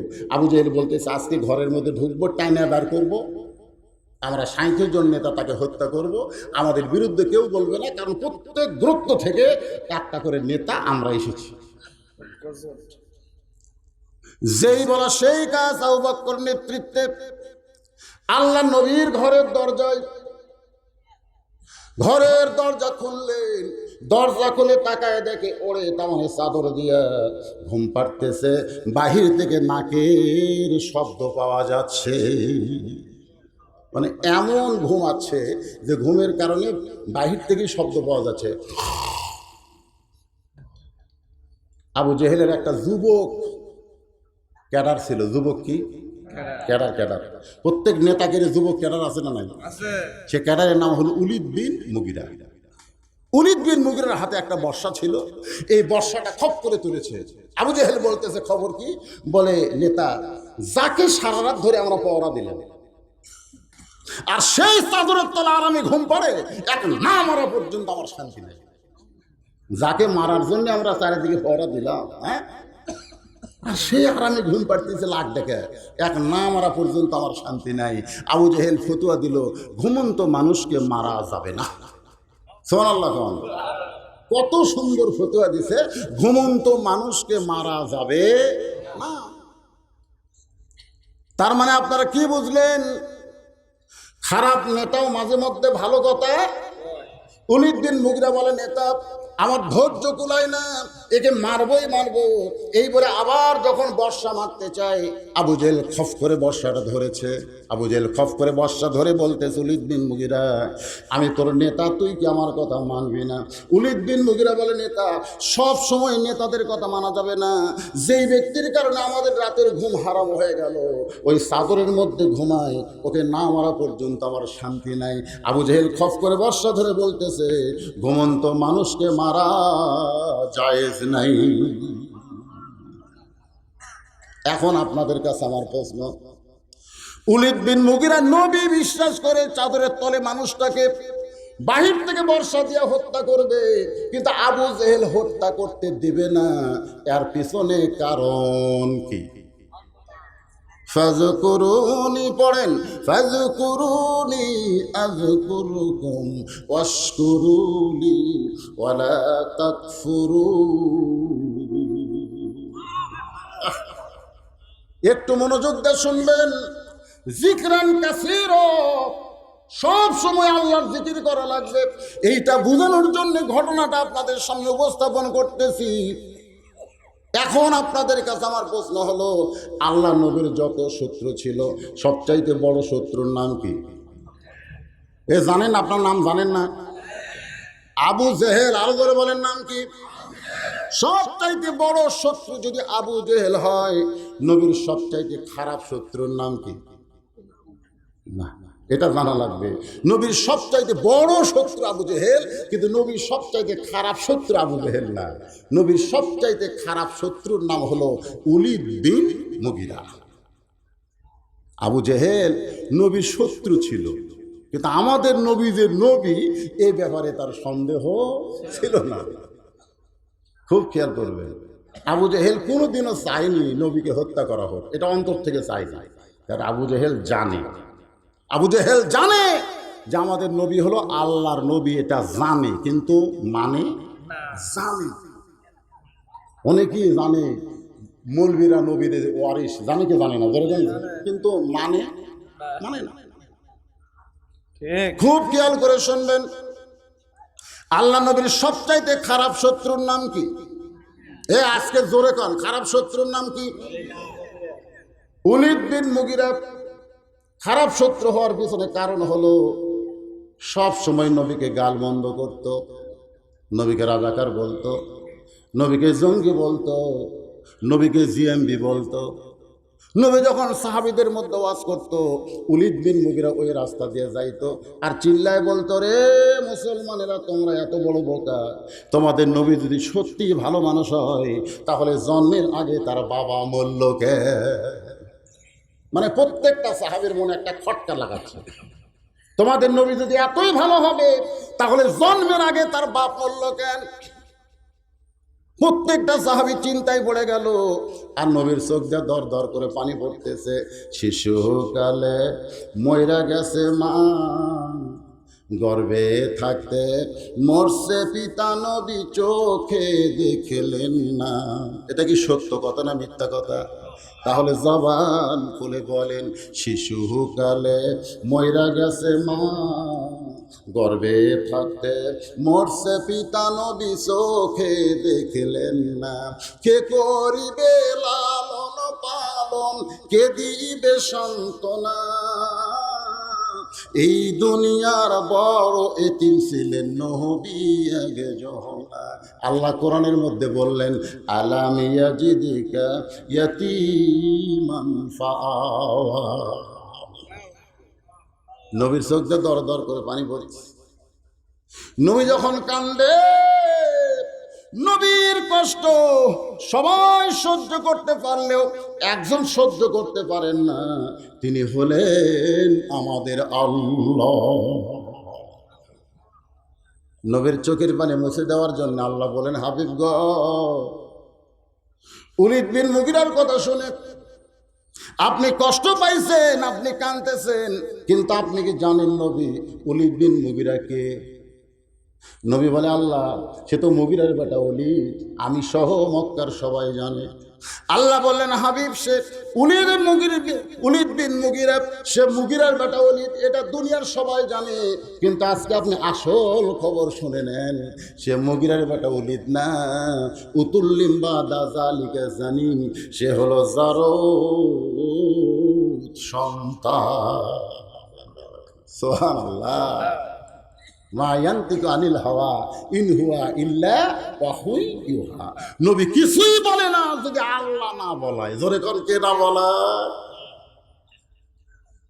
নবী বুঝতে পারলেন ওলীদ বিন মুগীরার জন্মে দোষ আছে। নবী বললেন, আল্লাহ আমার বিরুদ্ধে বলার কারণে আপনি রাগ করে আয়াত নাজিল করলেন। আল্লাহ বলে, হাবিব শুধু ওলীদ বিন মুগীরা নয়, কিয়ামত পর্যন্ত যারা আপনার বিরুদ্ধচারণ করবে তারা সবাই জারত সন্তান। তাহলে ফ্রান্সের ম্যাক্রো সন্তান। আল্লাহর কোরআন বিশ্বাস করেন না? ফ্রান্সের ম্যাক্রো, আমি যেই বলবো ফ্রান্সের ম্যাক্রো, আপনারা বলবেন জাউরাহা সন্তান, বলতে পারবেন না? কারণ দেখেন এতগুলো মিডিয়ায় গোটা পৃথিবী আমার ওয়াজ চলবে। গোটা কবি দত্ত কুশায় একটা ওয়াজ মারছে রে, যারা রাস্তায় এখনো পারান নাই, আজকে কোরআনের ময়দানে ওরে জাউরা বলার সঙ্গে সঙ্গে আল্লাহ পাকে জান্নাতি মানুষ কবুল করে নিবে। তাহলে নবীর বিরুদ্ধে কিয়ামত পর্যন্ত যারা বলবে তারা কি সন্তান? আজও বাংলাদেশে টক সুর নামে যারা চ্যানেল গরম করে আলেমের বিরুদ্ধে কথা কয়, নবীর বিরুদ্ধে কথা কয়, বিশ্বাস করেন এদের জন্মে দোষ আছে। গোপন খবর আল্লাহ নবীরে জানাইছে। কয়েকদিন পরে নবী আবার সাহাবীদের নিয়ে আলোচনা করতেছেন, ওলীদ বিন মুগীরা আসতেছে, হাতের কাপড় গোছাচ্ছে, নবী কিছু একটা বলবে। নবী বলতেছে, আল্লাহ আজও কিছু বলবে। আল্লাহ বলতেছে, আপনার তো জানাইছি, আপনি প্রকাশ করে দেন। ওলীদ বিন মুগীরা কেবল নবীরে খারাপ কথা বলবে, ঠিক এমন সময় আল্লাহ রাসূল বললেন, উতুল্লিম বাদা যালিকা জানিম, যেই কইছে ওলীদ বিন মুগীরা মারছে দৌড়। কারণ বাংলাদেশের নেতারা আরবি বুঝবার না পারলে সৌদি আরবের নেতারা আরবি বুঝবার পারে। বাংলাদেশের নেতারা আরবি বুঝে? মসজিদে যখন খুতবা দিল, সরকার কর্তৃক একসময় খুতবা দেওয়া হয়েছিল না, যে ইমামেরা এই খুতবা পড়বে, তা আমার মসজিদে যায় একজন চৌকিদার এই খুতবা দিল, আর দুইটা তেলটেলা, ওরা মসজিদের কোনায় বসলো, ওরা নামাজ পড়াবার আসে না, কিন্তু সেই দিন আসছে। দেখি তো আমাদের দেওয়া খুতবা হুজুর পড়ে কেনা।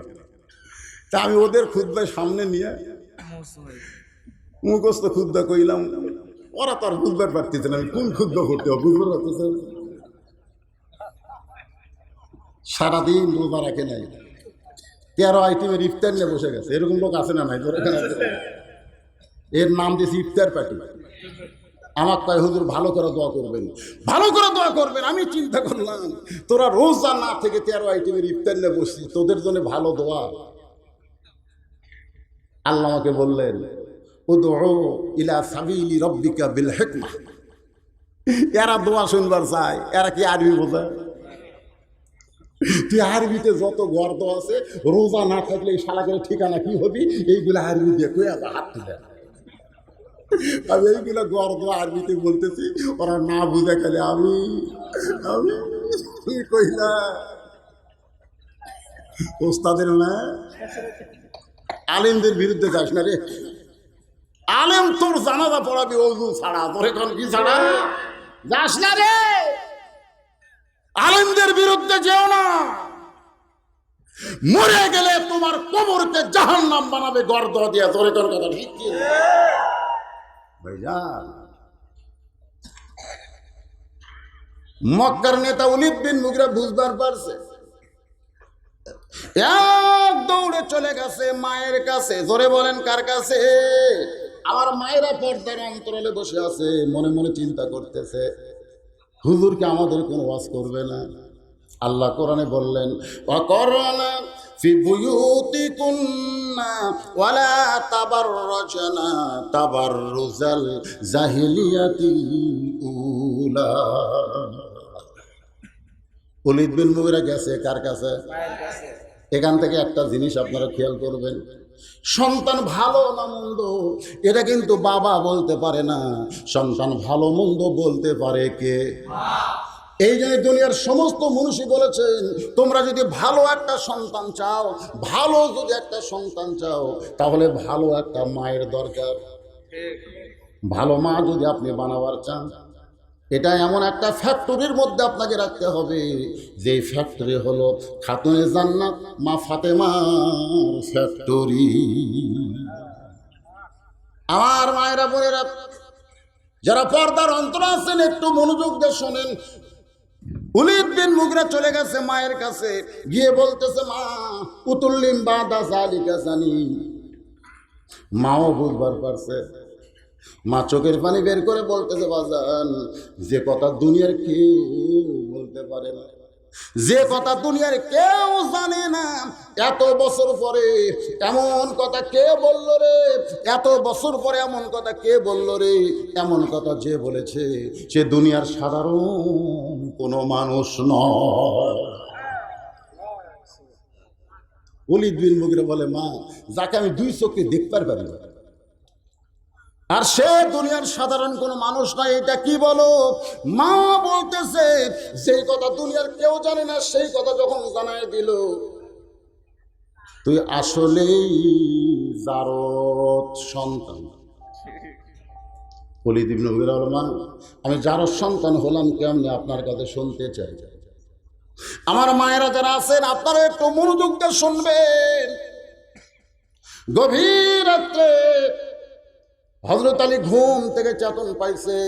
চেতন পাওয়ার পরে দেখে মা ফাতেমা তার কাছে নাই।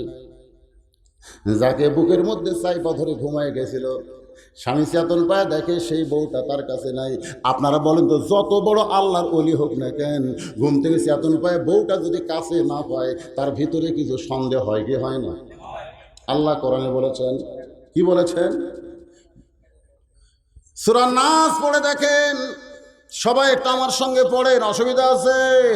মিন শাররিল, পড়েন, মিন শাররিল ওয়াসওয়াসিল খান্নাস আল্লাযী ইউওয়াসবিসু ফি সুদুরিন নাস মিনাল জিন্নাতি ওয়ান নাস।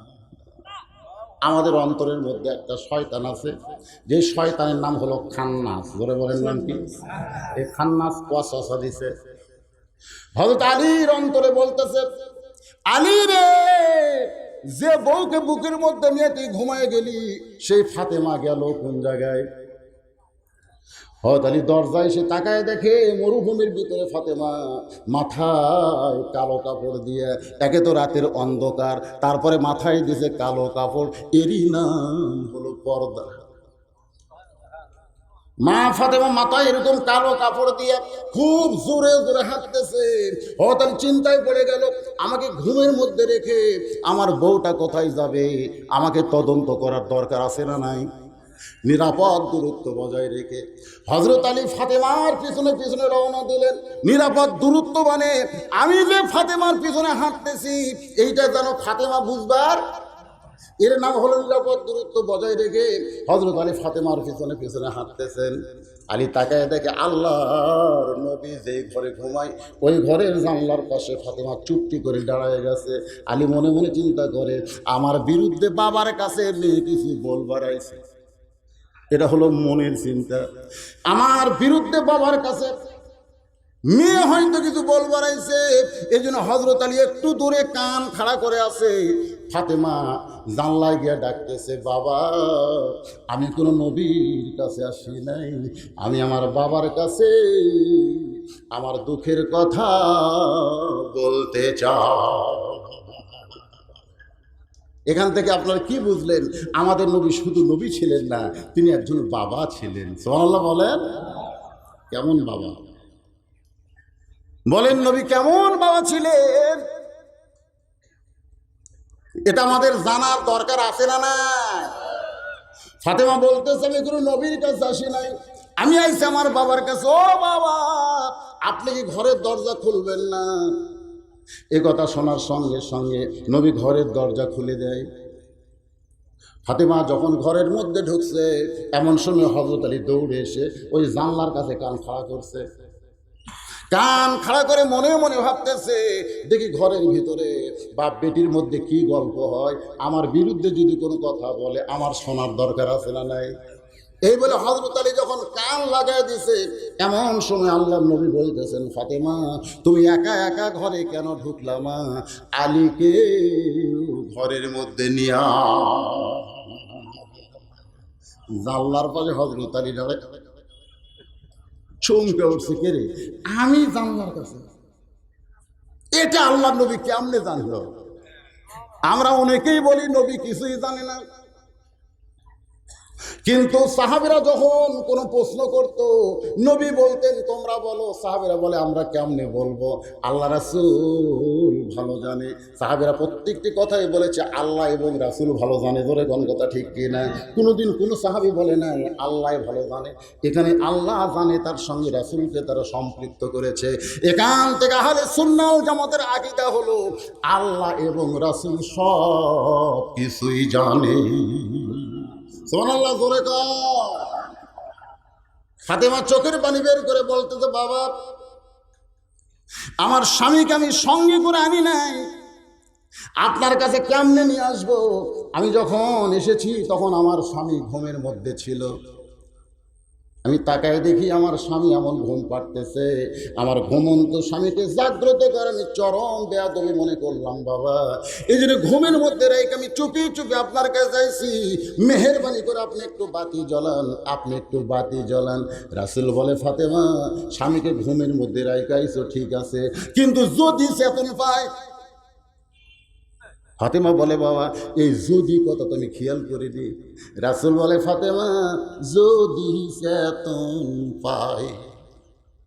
কারণ বউ যখন স্বামীর কাছে থাকবে, স্বামী যদি ঘুম থেকে চেতন পায় 1-1 মিনিটের মধ্যে আবার ঘুমায়া যায়। কারণ কি? কারণ হলো ঘুম থেকে চেতন পায় দেখে বউ শুয়ে আছে, বইয়ের গায়ের ওপর হাত দিয়ে আবার ঘুমায় গেছে। জোরে কোন কথা ঠিক কি না?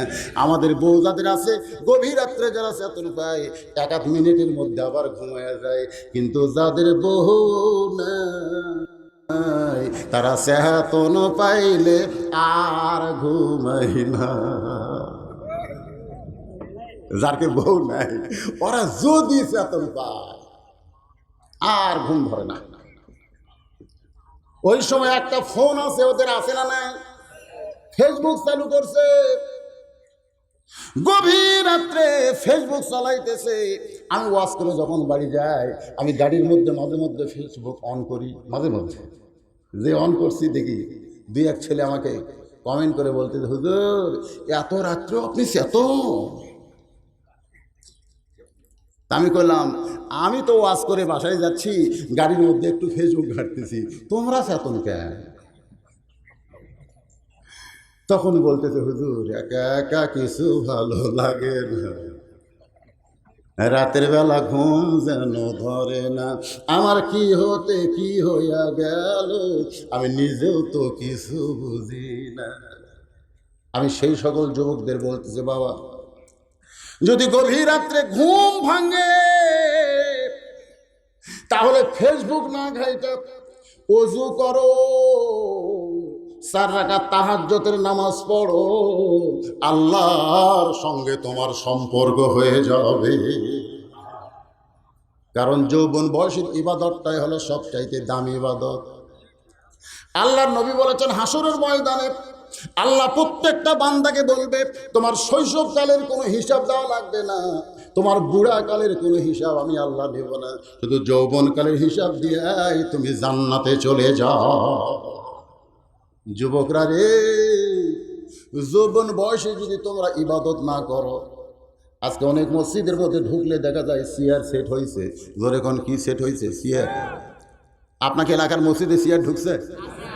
যদি কোনো মসজিদে চেয়ার থাকে, আপনার চেয়ার যদি মসজিদ থেকে বের করতে পারেন, একটা হজের সব পাবেন, একটা হজের সব।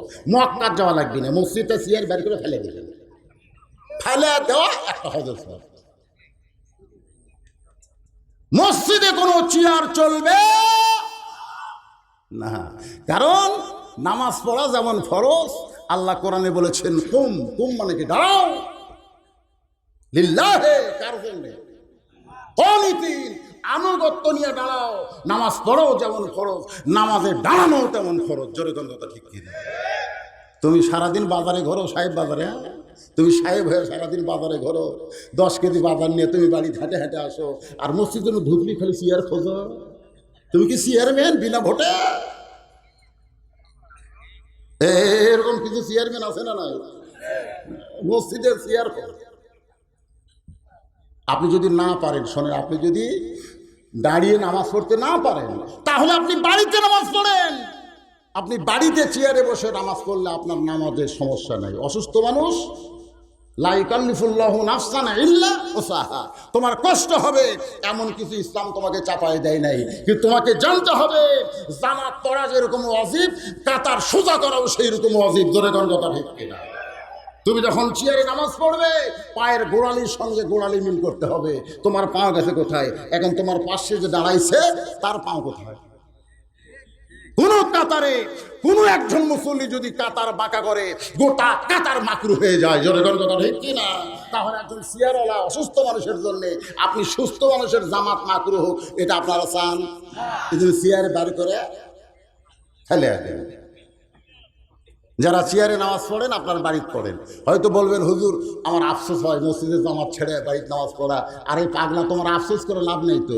বুড়া বয়সে কেউ যদি কয় আমি সরকারি চাকরি করব, সরকার কয় দরকার নাই তো। দরকার কি রে?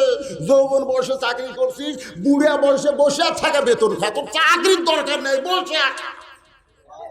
যৌবন বয়সে যারা নামাজ ধরেছে, বুড়া বয়সে যদি নামাজ পড়বার নাও পারে ঠিকঠাক মতো, ওই যৌবন বয়সের নামাজের সওয়াব আল্লাহ বুড়া বয়সে পেনশন হিসেবে দিয়ে দিবে। ধরে কোন সওয়াব? সরকারের চাইতে আল্লাহর দয়া কম না বেশি? এই জন্য আপনারা সজাগ হবেন। আল্লাহর বান্দার একটু মনোযোগ দিয়ে শোনেন। যেই কথা বলতেছিলাম, আবু জেহেল কি ধরে আছে? ওলীদ বিন মুগীরার বর্ষা ধরে আছে, মনে আছে না ভুলে গেছে? মনে রাখবেন, আলোচনা হচ্ছে ফাযকুরুনি আযকুরকুম ওয়াশকুরুলি ওয়ালা তাকফুরুন। ফাতেমা বলতেছেন, বাবা আমার স্বামী যদি চেতন পায়, আর চেতন পাওয়ার পরে যদি দেখে আমি ফাতেমা তার কাছে নাই, আমার বিশ্বাস আমার স্বামী কিছু মনে করবে না। সুবহানাল্লাহ করেন না? ফাতেমা বলতেছে, বাবা কাকে বলতেছে? আল্লাহর নবীকে বলতেছেন, বাবা যদি আমার স্বামী চেতন পায়, আর চেতন পাওয়ার পরে যদি দেখে আমি তার কাছে নাই, আমার স্বামী কিছুই মনে করবে না। আল্লাহ আমাকে এমন একটা স্বামী দিয়েছে, যে স্বামী কোনোদিন স্ত্রীর প্রতি সন্দেহ করবে। আলীর চোখটা দর দর করে পানি পড়তেছে। আলী মনে মনে কয়, সন্দেহ করি তোমার বাবার জানলার কাছে দাঁড়িয়ে আছি, আর তুমি বলতেছো আমার স্বামী আমাকে সন্দেহ করবে না। ও বাবু, ফাতেমার মতন বউ যদি কোনো স্বামী ঘরে পায়, ওই ঘরটা ঘর থাকে না, ওই ঘরটা যেন আল্লাহর জান্নাত হয়ে যায়। ফাতেমা বলে, বাবা একটু বাতি জ্বলান, বাবা একটু বাতি জ্বলান। আল্লাহ নবী বলতেছে, আলীকে ঘুমের মধ্যে রাইখা তুমি রাতের অন্ধকারে চোরের মতো আমার কাছে আইছো, কি বলবা তাড়াতাড়ি বলো, বাতি জ্বলান লাগবে না। ফাতেমা বলতেছে, বাবা সারা জীবন বলেছি কোনো কাজ হয় নাই, সারা জীবন বলেছি কোনো কাজ হয় নাই, কিন্তু আজকে গভীর রাত্রে আপনাকে একটু দেখাবার চাই। সারা জীবন বলেছি আমার কোনো কাম হয়নি, খালি শুনেছেন আর শুনেছেন, কিন্তু আজকে আর বলবো না, বাতি জ্বলান গো বাবা, আমি একটু আপনাকে দেখাবার চাই। নবী যখন ঘরে বাতি জ্বলাইছে, ফাতেমা দুইটা হাত নবীর দিকে বাড়ায় দেয়। ওই বাতির আলোতে নবী তাকায় দেখে ফাতেমার দুইটা হাত আছে, কিন্তু হাতের উপরে কোনো তালু নাই, দুইটা তালু যেন গোস্তের টুকরার মতো দেখা যায়। বাবা গো, সারাদিন জাতা ঘুরাইব, এই জাতা ঘুরাইতে ঘুরাইতে আমার হাতে ফোসকা পড়ে গেছে, তারপরেও ঘুরাইছি বাবা, জাতা ঘুরে না। আমার হাতের গোস্ত ফেটে রক্ত বের হয়ে আটা ভিজে গেছে। হাসান হোসেন দেখলে কষ্ট পাবে বাবা, আমার স্বামী দেখলে কষ্ট পাবে, আমি তাদেরকে দেখাইনি, গভীর রাত্রে আপনার কাছে আইছি বাবা, যদি আপনার দয়া হয় তাহলে আপনার অধম দুঃখী মেয়েটাকে একটু খাবার ব্যবস্থা করেন গো বাবা। 2-4 দিন পর যখন হাটটা ভালো হবে, আবার আমি জাতা ঘুরাই আটা বের করব। নবী দৃশ্য দেখে ঘরের কোনায় গিয়ে বলে, বাবু তুমি আমারে ঠকাইছো। আল্লাহর কাছে নবী বলতেছে, বাবু তুমি আমারে ঠকাইছো। দুনিয়ার কত ধনী ধনী যুবকেরা আমার ফাতেমাকে বিয়ে করতে চাইছিল, কিন্তু তুমি আল্লাহ ঘটকালি করে এমন একটা গরিবের সঙ্গে আমার মাকে বিয়ে দিলে। আমার কলিজার টুকরো মায়ের হাত আমি তাকায় দেখি গোস্তের টুকরার মতো গো আল্লাহ, আমি আর সহ্য করতে পারি না, এমন ঠকানো তুমি আমারে কেন ঠকাইলা। এই কথা যেই মাত্র নবী আল্লাহর কাছে, সঙ্গে সঙ্গে ফাতেমা মাথায় ঘোমটা দিয়ে আল্লাহ নবীর ঘর থেকে বের হয়ে যায়। নবী ডাকতে বলে, ফাতেমা আমি তোর বিরুদ্ধে কিছু বলিনি মা, তুই কেন ঘর থেকে বের হয়ে যাস? ফাতেমা বলে, বাবা আপনি বলেছেন আল্লাহর পরে কাউকে যদি সেজদা দেওয়ার হুকুম থাকতো, তাহলে প্রত্যেকটা বউকে বলতাম স্বামীর পায়ে সেজদা করো, আল্লাহ ছাড়া কাউকে সেজদা করা যাবে না। কিন্তু হাদিসের ব্যাখ্যা হলো, আল্লাহর পরে কেউ যদি কারো কাছে দামি থাকে, সেই ব্যক্তি হলো তার স্বামী। আল্লাহর পরে আমার কাছে হাসান হোসেন বাপের দাম সবচাইতে বেশি গো বাবা। সেই স্বামীর বিরুদ্ধে আপনি আল্লাহর কাছে বলবেন, আপনার কাছে আমার চাওয়ার আর কিছুই নাই, আমি এখন চলে যাই গো বাবা। এই বলে ফাতেমা যখন রওনা দেয়, নবী চিৎকার করে বলে, মাবুদ এই ফাতেমা কে? এই ফাতেমা কে গো? আমি নবী হয়েও চিনতে পারলাম না।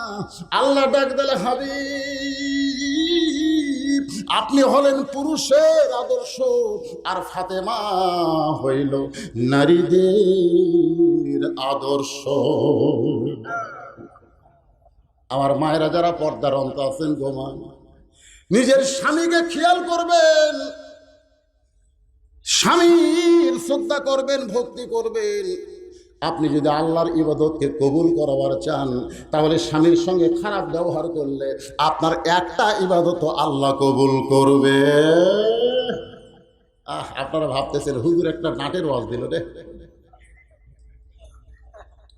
কিন্তু আল্লাহ কোরআন কারিমে কি বললেন? আল্লাহ কোরআনে বললেন, হুন্না লিবাসুল লাকুম ওয়া আনতুম লিবাসুল লাহুন্না। ওলীদ বিন মুগীরা বলে, মা আমি যারও সন্তান কেমনে হলাম? ওলীদ বিন মুগীরার মা বলতেছে, আমি যখন যুবতী ছিলাম তোমার বাবা ব্যবসার কাজে বাইরে গেছে, আমি যখন যুবতী ছিলাম তোমার বাবা ব্যবসার কাজে বাইরে গেছে। বর্তমান প্রেক্ষাপটে অত্যন্ত গুরুত্বপূর্ণ আলোচনা, একটু মনোযোগ দিয়ে শোনেন। আমি যখন যুবতী ছিলাম তখন তোমার বাবা ব্যবসার কাজে বাইরে গেছে। ব্যবসায় এত লাভ, ব্যবসায় এত লাভ যে টাকার ধান্দায় ঘরে যে যুবতী বউ আছে এইটা তোমার বাবা ভুইলা গেছে। টাকার ধান্দায় মালয়েশিয়ার যায়, সৌদি আরব যায়, কত দেশে যায়। আমাকে যুবকেরা যায় কি যায় না, কথা কন যায় কি যায় না। আমি বলবো তুমি যদি টাকা কামাই করতে চাও তো বিয়ার আগে যাও, বিয়ার আগে যাও। একেবারে বিয়া করে থুয়া তুমি যাইও না, তুমি যাইও না। কারণ তোমার বইয়ের একটা হক আছে না না, জোরে করা আছে না না। আপনি যুবতী বউ ছেড়ে কতদিন বাইরে থাকতে পারবেন এ ব্যাপারেও কিন্তু ইসলামের নিয়ম আছে না নাই। তোমার ফারুকের কাছ থেকে নিয়মটা আইন হিসাবে পাশ হয়েছে। একটা যুবতী বউ ঘরে রেখে একটা স্বামী কতদিন বাইরে থাকতে পারবে? একটা যুবতী বউ ঘরে রাখা একটা স্বামী কতদিন বাইরে থাকতে পারবে আপনারা জানেন? জানেন না? মায়েরা খালি চিন্তা করতেছে হুজুর কি কয়, কি কন। আমার মায়েদের আলোচনাটা হুন্না লিবাসুল্লাকুম ওয়া আনতুম লিবাসুল্লাহুন্না, যে আয়াতে কারিমা তেলাওয়াত করলাম এই আয়াতের প্রসঙ্গে আমি কথাটা বলতেছি। আপনারা কি বিরক্ত হচ্ছেন? রাত কিন্তু বেশি হয় নাই।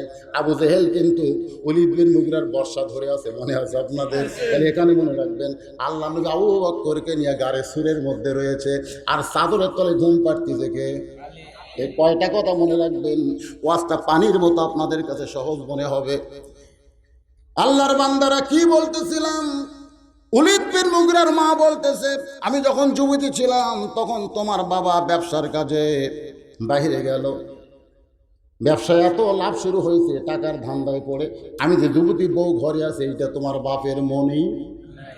মাসের পর মাস চলে যায়। এক সময় আমার ভিতরে একটা ব্যারাম ঢুকলো, মা হয়ে ছেলের কাছে বলতেছে, সেই ব্যারামটার নাম হলো একা একা কেন ভালো, কোনো কাজে মন যেন বসে না। আমি ঘরের মধ্যে একা থাকতে থাকে বোরিং হয়ে গেলাম। আমি আস্তে করে ঘরের ছাদে গেলাম। ওলীদ বিন মুগীরার মা বলতেছে আমি ঘরের ছাদে গিয়া ঘোরাঘুরি করলাম, এমন সময় দেখি তোমার বাপের ছোট ভাই, এমন সময় দেখি তোমার বাপের ছোট ভাই। এই কি মনে করতেছেন?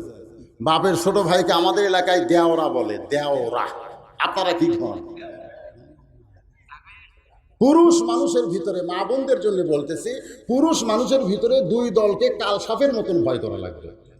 একটা হলো দুলা ভাই আর একটা হলো দেওরা। একটার নাম কি দুলা ভাই আর একটার নাম হলো দেওরা। এই দুই দল কিন্তু মেয়েদের সবচাইতে বড় সর্বনাশ করে। আর ভাই যখন ভাবিকে থুইয়া বিদেশে যায় তখন দেওরার মোশান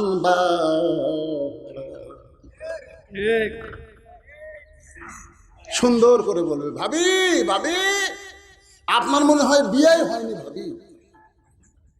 ভাবি এখন বলতেছে তোমার চোখ কত সুন্দর, হ্যাঁ আমার বিয়েই হয়নি তুমি তাই বলতেছো। আমি এত, আর তোমার ভাই কোনোদিন এমন কথা কয়নি। আমি প্রত্যেকটা স্বামীকে বলবো অন্য কোনো মেয়ের প্রশংসা না করে নিজের বইয়ের প্রশংসা করবেন, একটা সদকা পরিমাণ সওয়াব আল্লাহ আপনাকে দান করবে। নিজের বইয়ের প্রশংসা করবেন, করতে পারবেন না? তরকারি যখন পাক করে দেয় দুই টুকরা মাছ, আমি আর বোয়াল মাছ খুব পছন্দ করি, তরকারির মধ্যে দুই টুকরা আছে। আমি বউকে বললাম দেখো গোটা বাংলাদেশে ওয়াজ করি, যতই খাই তোমার হাতের মতো এত স্বাদের পাক কোথাও খাই না। যেই কইছি দুই টুকরা দিল। আমি বললাম কে গো তুমি খাবা না? তুমি খালি আমার খাওয়া, তুমি।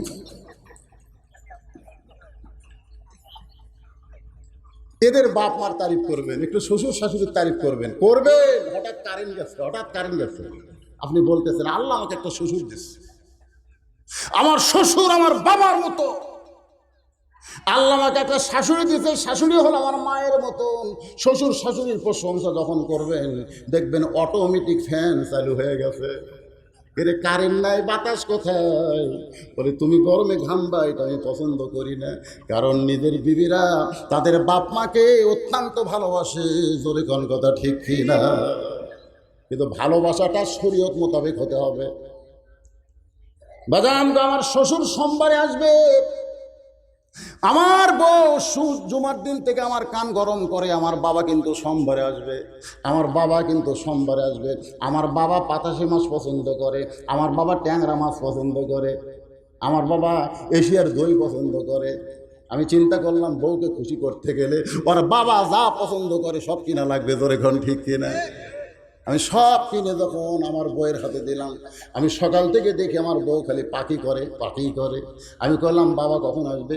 বলে দুপুরবেলা আসবে। দুপুরবেলা শ্বশুর আসবে, সকালবেলা থেকে পাক শুরু করে দিছে।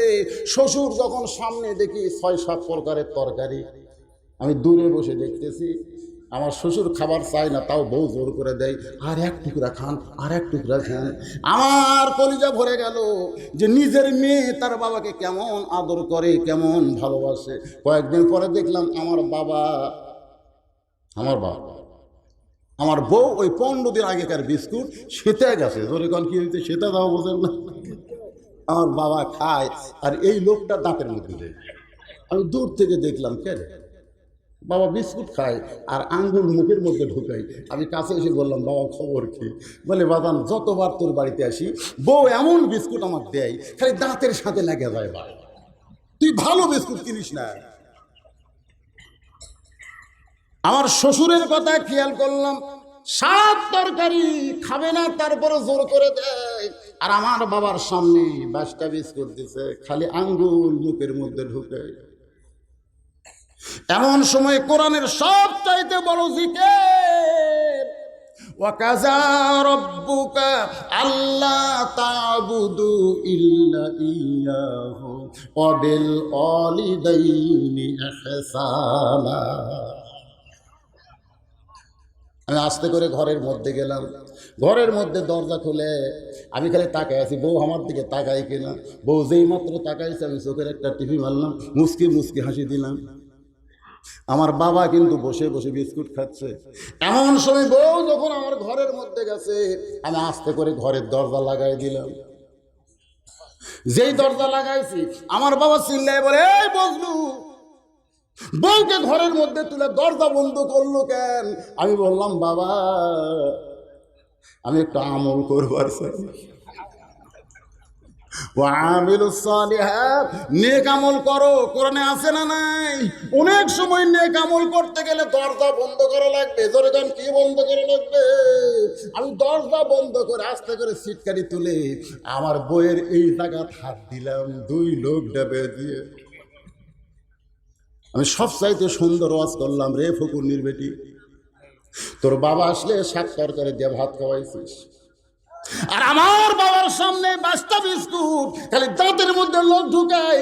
আমার বাড়িতে কি ভালো কোনো বিস্কুট নাই? তোর বাবার সামনে এত সুন্দর খাবার, তুই যা বলছিস আমি তাই কিনে দিছি, আর আমার বাবার সামনে এই বিস্কুট কেন দিস? আমার বাবা যে কইলাম আমি যতবার আসি এই বিস্কুট দেয়। এই ফকুন্নির বেটি, বউ মরে গেলে বউ পাওয়া যাবে, বউ সাইরা দিলে বউ পাওয়া যাবে, কিন্তু যদি আমার বাপ মা মারা যায় আমি যতই কান্দি আর কোনোদিন বাপ মা পাবো না। আমার বউটা খপ করে আমার 2টা পা ধরে বলে, আল্লাহর শপথ করে বলতেছি আপনার বাবু যা আমার বাবু তাই, আমার বাবু যা আপনার বাবু তাই, আর কোনোদিন ভুল হবে না। আমি আস্তে করে দরজা খুলে দিলাম। বউটা যখন বাইরে গেল আমার বাবা জিজ্ঞাসা করলো, আমার ছেলে কি তোর সঙ্গে খারাপ ব্যবহার করছে মা? আমার বউ কিছুই বললো না, ভালো যত বিস্কুট ছিল সব আমার বাবার সামনে দেয়, আমার বাবার সামনে মিষ্টি দেয়। আমার বাবা মরার আগ পর্যন্ত বলে গেছে, বাজান ওই যে দরজা বন্ধ করে তুই কি জিকির করলি, তুই কি আমল করলি বাজান, তোর বউ যেন ফেরেশতার মতন ভালো হয়ে গেছে। মাঝে মধ্যে এইরকম নেক আমল করার দরকার আছে না না? আমার মায়েদের জন্য বলতেছি, মা একটু মনোযোগ দিয়ে শোনেন। উলিদ্দিন মুগিরার মা বলতেছে, বেটা রে দরজা বন্ধ করে ঘরের ছাদে যখন গেলাম, ওই ছাদের উপর থেকে তাকায় দেখি তোর বাপের ছোট ভাই বাড়ির সাইডে তাওয়াফ করতেছে। জরিকন কি করতেছে? তাওয়াফ করা বোঝেন না? যেই বাড়িতে দেখবেন ভাই নাই, ভাই বিদেশে থাকে, ভাবি থাকে, ওই বাড়িতে দেওয়ারা তাওয়াফ করে না। তাওয়াফ বোঝেন না? খালি ঘরে। এক সময় ওলীদ বিন মুগীরার মা বলতেছে, আমি তোর বাবার ছোট ভাই তোর চাচার দিকে তাকাইলাম, যেই মাত্র তাকাইছি সঙ্গে সঙ্গে তোর চাচা বলতেছে, ভাইয়া তোমার বর আমি যে দেব, বুঝে দেখো ভাবি কার বেশি দাবি, ভাইয়া গেছে বিদেশে আমি এখন আসি। এরকম গান আছে না নাই? ভাইয়া তোমার বর আমি যে দেব, বুঝে দেখো ভাবি কার বেশি দাবি। নাউজুবিল্লাহ। কোন ওলীদ বিন মুগীরার মা বলতেছে, তোর চাচা যখন আমার দিকে তাকাইছে, আমি আস্তে করে তার দিকে তাকাইলাম। যখন কোনো যুবক কোনো যুবতী চাওয়া চাই হয়, এই জন্যই তো আল্লাহ বলেছেন, মেয়েরা রে তোমরা ঘরের মধ্যে থাকো, তোমরা ঘরের বাহির হও না। কোনো প্রয়োজনে যদি ঘরের বাহির হও তাহলে হেজাব দিয়া পর্দা দেওয়া হও। ওই জাহিলি যুগের মেয়েদের মতন সাজগোজ করে রাস্তায় বের হওয়ার কোনো পারমিশন নাই। এই হুকুমকার আল্লাহ। কিছুদিন আগে আমাদের বাংলাদেশে ধর্ষকের মৃত্যুদণ্ড আইন কার্যকর, মৃত্যুদণ্ড আইন পাস হয়েছে। জোরে কোন কথা ঠিক কিনা? আমাদের বাংলাদেশে যারা ধর্ষক তাদেরকে মৃত্যুদণ্ড আইন দিয়েছে। অনেক লোকেরা খুশি হয়ে রাস্তায় মিছিল করতেছে, ধর্ষকের বিরুদ্ধে মৃত্যুদণ্ড আইন পাস হয়ে গেছে। আমি চোখের পানি নিয়ে বললাম, তোমরা মিছিল করো কেন?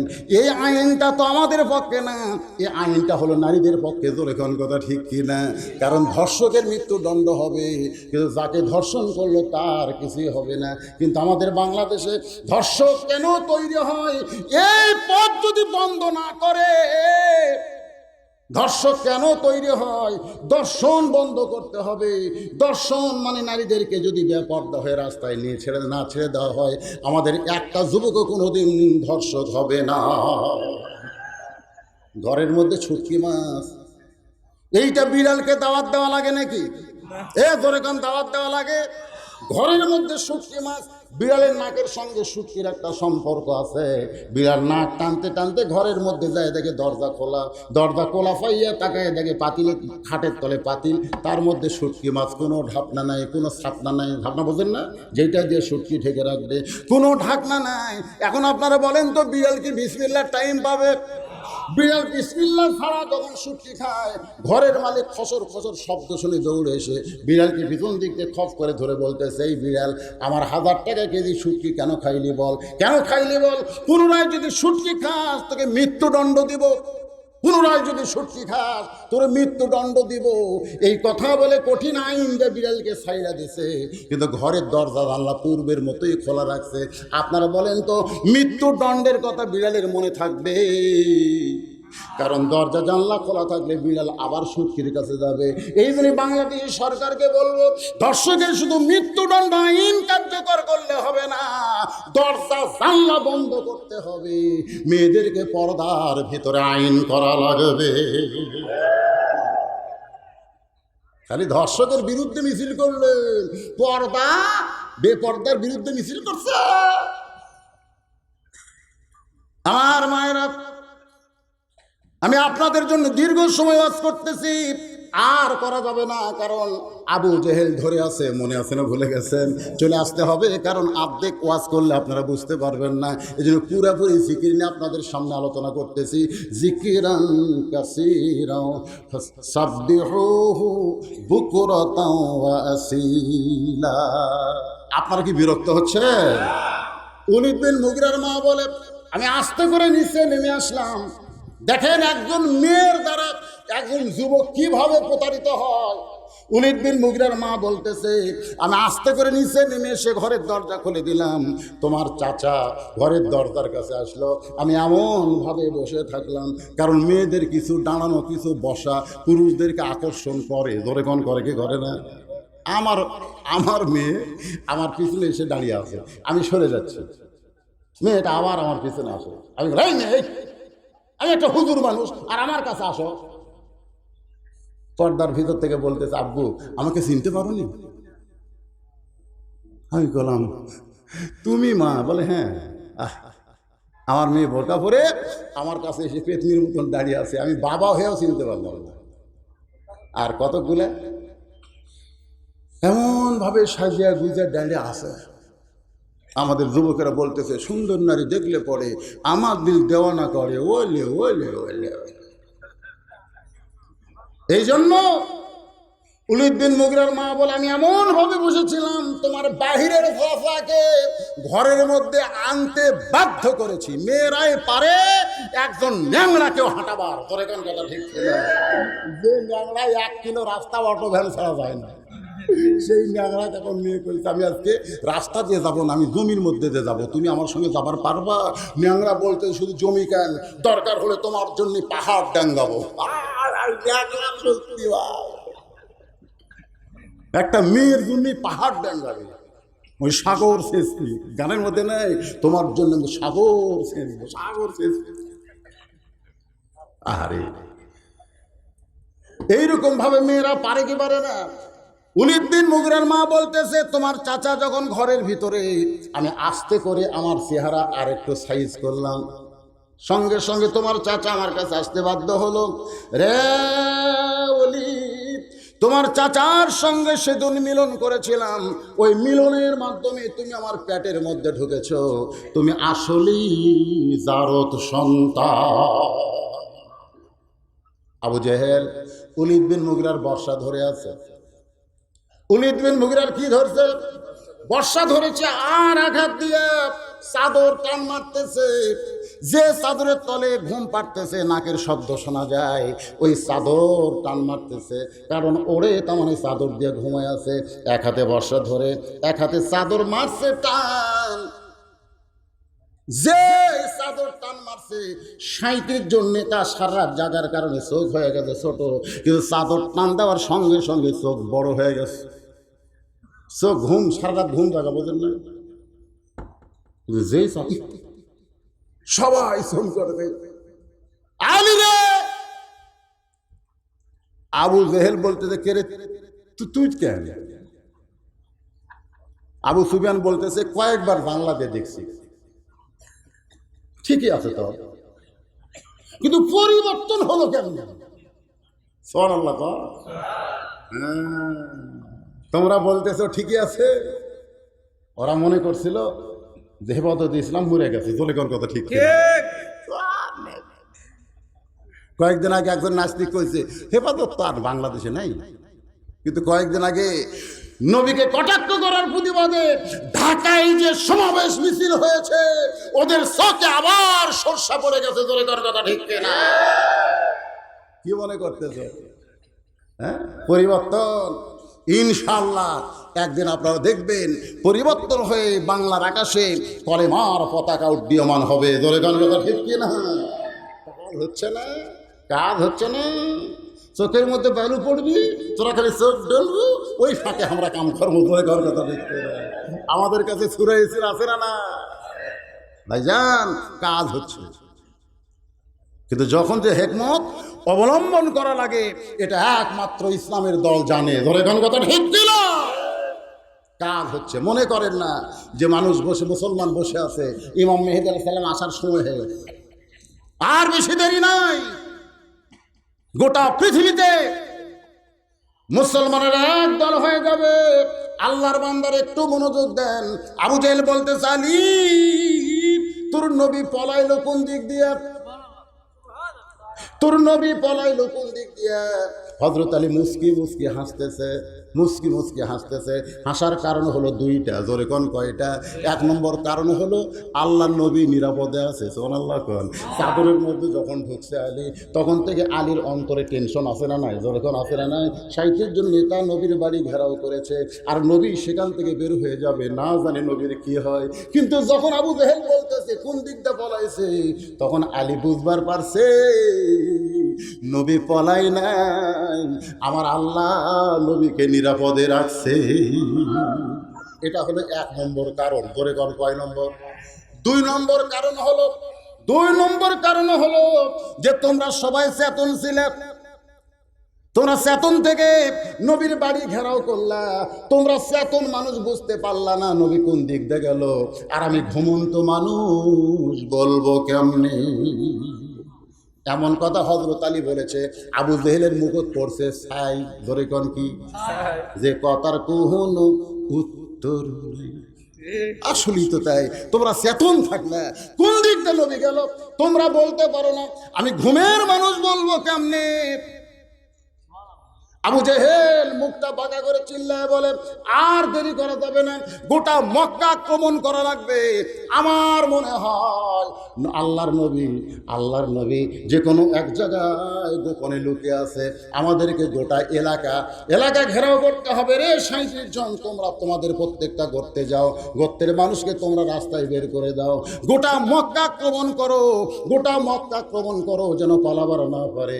এই কথা বলে 37 জন নেতা যখন রওনা দেয়, এমন সময় আবু জেহেলের দিকে হযরত আলী তাকায়া এভাবে বুড়া আঙ্গুল, খুব কেয়ার করবেন, এভাবে বুড়া আঙ্গুল বের করে এভাবে ঘুরানো শুরু করেছে, এভাবে বুড়া আঙ্গুল ঘুরাই।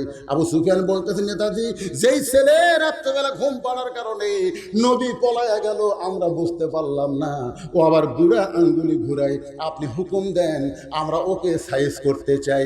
যেই বলেছে সাইজ করতে চাই, সঙ্গে সঙ্গে আসাদুল্লাহিল গালিব হযরত আলী দুইখানা হাত বাড়ায় বলতেছে, এতই যদি তোদের শক্তি থাকে তাহলে আয়। দুইখানা হাত বাড়ায় বলতেছে আয়। কারণ হযরত আলী নিজের জীবনের চাইতেও আল্লাহ নবীকে বেশি ভালোবাসে। ওরা যদি গিয়া গোটা মক্কা আক্রমণ করে আর নবীকে যদি গ্রেফতার করে, তাহলে আলীর বেঁচে থেকে কি হবে? এই জন্য দুইখানা হাত বাড়ায় বলতেছে আয় আয়, আমাকে মারতে গিয়া তোদের অনেক সময় যাবে, আর এই ফাঁকের মধ্যে আল্লাহ রাসূল আবু বকরকে নিয়ে মদিনায় পৌঁছে যাবে। এই মনে করে হযরত আলী দুইখানা হাত বাড়ায় বলতেছে আয় আয়। হযরত আলী চিৎকার করে বললেন, রে কাফেরের বাচ্চারা, আল্লাহর নবী আমাকে ঘুমাতে হুকুম দিয়েছে, আমি শুধু নবীর হুকুম পালন করার জন্য ঘুমিয়ে গেছিলাম। রাসূল যদি বলতো ওই 37 জনকেই হত্যা কর, আল্লাহর শপথ করে বলতেছি তোদের একজনকেও বাঁচতে দিতাম না। সুবহানাল্লাহ। 37 জন তাকে একটা যুবক হযরত আলী ডাকতেছে, সমস্ত নেতারা থমকে নেমে গেছে। আবু জেহেল বলতেছে, আর সঙ্গে আমার লাইগে কি লাভ আছে? কারণ আবু জেহেল জানে হযরত আলী সাধারণ কোন মানুষ না। জানগো নবী আমার গায়ে সূরের মধ্যে আত্মগোপন করে আছে, ওখান থেকে যে জিকিরটা আপনাদের সামনে নিয়ে আসবো, বর্তমান প্রেক্ষাপটে অত্যন্ত গুরুত্বপূর্ণ আলোচনা, আপনাদের শোনার দরকার আছে না নাই? আল্লাহ রাসূল কিন্তু আবু বকরকে ওই গারে সুরে বহু গল্প, বহু ওয়াজ আমি করেছি। আল্লাহ আমাকে নিজের চোখে দেখার তৌফিক দিয়েছেন। আমি আগে ওয়াজ করতাম, ওয়াজের হাসান হোসেনের ক্যাসেটের মধ্যে শোনেন নাই, তারপর জুব্বার ওয়াজের মধ্যে শুনেছেন যে আল্লাহ রাসূল উরাত, আবু বকর উরাতকে বালিশ বানাই দিয়েছে, নবী সেই উরাতের মধ্যে মাথা দিয়ে ঘুমায় গেছে। নবী যখন ঘুমায় যায়, আবু বকর চারিদিকে তাকায় দেখে, হঠাৎ একটা গর্ত দেখতে পায়। মনের মধ্যে অসসা হয়, যদি গর্ত দিয়ে কিছু বের হয়ে নবীকে কামড়ায়, নবীকে যদি কামড়ায়। আসলে গর্তের মধ্যে কয়জন আছে? 2 জন আছে, অথচ ঈমান ইসকে হারিয়ে দিয়েছে। এটা হলো আশিকের রাসূল, এরই নাম হলো আশিকের রাসূল। আর আমরা বলি ওয়াইসকুনি মুখে 32 দাঁত ভেঙে দিচ্ছে আশিক রাসূল। আপনারা বলেন তো, ইচ্ছা করে মুখের দাঁত ভাঙা সগীরা গুনাহ না কবিরা গুনাহ? সগীরা না কবিরা? আল্লাহ নবী কি ইচ্ছা করে দাঁত ভাঙছে? তাহলে অনেক বক্তা কাজ করে মুখের 32 দাঁত ভাঙ্গা ফেলল, ইচ্ছা করে একটা দাঁত ভাঙ্গা হলো কবিরা গুনাহ। এরকম গাঁজাখড়ি কথা বলে সে বলে আল্লাহ রাসূলের ওয়াইসকুনি দিল, কাকু দিল না। আশিকের রাসূল কাক কয়? গাড়ি ছিদ্রের মধ্যে বলতেছে, যদি ছিদ্র দিয়ে কিছু বের হয়ে আর নবীকে কামড়ায়, কেন ওই ছিদ্র দিয়ে বের হওয়া বা করে কামড়ার পারে কি পারে না? ধরে কেন পারে কি পারে না? অথচ নিজের জীবনের চাইতে রাসূলকে বেশি ভালোবেসে ওই ছিদ্রের মুখে পা বসাইছে। আল্লাযী খালাকাল মাউতা ওয়াল হায়াতা লিয়াবলুয়াকুম আইয়ুকুম আহসানু আমালা। জোরে কোন সুবহানাল্লাহ। আল্লাহ বলে, রে বিষাক্ত সাপ করিস না, পরীক্ষা শুরু হবে। আজকে আমি নবীকে বেশি ভালোবাসি, আবু বকর নবীকে বেশি ভালোবাসে। আল্লাহ বান্দার মতন পরীক্ষা, বান্দার মধ্যে পরীক্ষা হবে। আল্লাহ হুকুম বিষাক্ত সাপ এসে ওই ছিদ্রের মুখের পাটাকে কামড় মারছে, বিষটা সঙ্গে সঙ্গে কলিজায় চলে আইছে। আবু বকর গোটা দেহ থরথর করে কাঁপতেছে, চোখের পানি নিয়ে বলতেছে, সাপরে তুই আমাকে কামড় দিলি, তুই মনে করছিস আমি পা টান দেব? শুনে আমি মরে যাব, কিন্তু পা টান দেব না। পা টান দিয়ে তুই বের হয়ে নবীকে কামড় দিবে, এই সুযোগ তোকে দেব না। বাজান কিতাবের মধ্যে আছে 5-5বার সাপটা কামড় মারছে, এরপরেও পা টান দেয় নাই। চোখের পানি নবীর কপালে পড়েছে, নবী ঘুম থেকে চেতন পায়, দেখে আবু বকর কাঁদতেছে। নবী বলে, আবু বকর, বিবির কথা মনে করে কাঁদতেছো, বাচ্চার কথা মনে করে কাঁদতেছো? আবু বকর বলে, নবীজি, এই বুকটা চিরে যদি কলিজা আপনাকে দেখাতে পারতাম, তাহলে আপনি দেখতে পারতেন এই কলিজার মধ্যে শুধু দুইটা নাম, একটা হলো আল্লাহর, একটা মুহাম্মাদুর রাসূলুল্লাহ। তাহলে কাঁদতো কেন? গর্তের মুখে পা দিছি, কি আমাকে বারবার কামড়ায়। নবী পা টান দিয়ে বিষাক্ত সাপ দেখতে পায়, সেই গর্তের ভিতর থেকে আবু বকর, আল্লাহর নবী দুইজন আত্মগোপন করে আছে। আত্মগোপনের কথা প্রকাশ করে, ফাযকুরুনি আযকুরকুম ওয়াশকুরুলি ওয়া তাকফুরুন, ব্যাখ্যা করা হবে। শুনতে রাজি আছেন? কারা কারা শুনবেন? আল্লাহ একটু হাত দেখান তো দেখি। লিল্লাহি তাকবীর। মাশাআল্লাহ। ভাইজান, আমাকে একটু বলা হয়েছে, হুজুর আপনি ওয়াজ করেন, ওয়াজের প্রথমেই শুরু করার আগ দিয়ে আপনি যে যুবকেরা মাহফিল করতেছে, এই যুবকদের জন্য মাহফিলের উদ্দেশ্যে কিছু চাবেন। ওয়াজের শুরুতে আমি বললাম, না বাজান, ওয়াজের শুরুতে এটা চাওয়া যাবে না। 100 মিটার ফাঁকে, কত মিটার? 100 মিটার ফাঁকে আর একটা গর্ত আছে, ওই গর্ত পর্যন্ত আবু জেহেলের বাহিনী এসে গেছে, ওই গর্ত পর্যন্ত এসে গেছে। বাজান, ঘোড়ার পায়ের শব্দ শোনা যায়, মানুষের পায়ের শব্দ শোনা যায়। আবু বকর বলে, রাসূলুল্লাহ, শত্রু যেভাবে এসে গেছে, যে কোনো সময় আমাদের গর্তে হামলা করতে পারে। ইয়া রাসূলুল্লাহ, আমাদের গর্তে হামলা করতে পারে। আল্লাহ রাসূল বলেন, আবু বকর, তোমার ঈমান কি দুর্বল হয়ে গেল নাকি? তোমার ঈমান কি দুর্বল হয়ে গেল নাকি?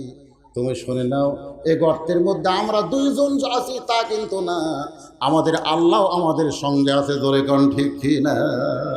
আল্লাহ কোরআন কারীম আয়াত নাজিল করে দিলেন, ওয়াহুয়া মাআকুম আইনামা কুনতুম, তোমরা আছো যেখানে, আমি আল্লাহর দৃষ্টি সেখানে আছে না নাই?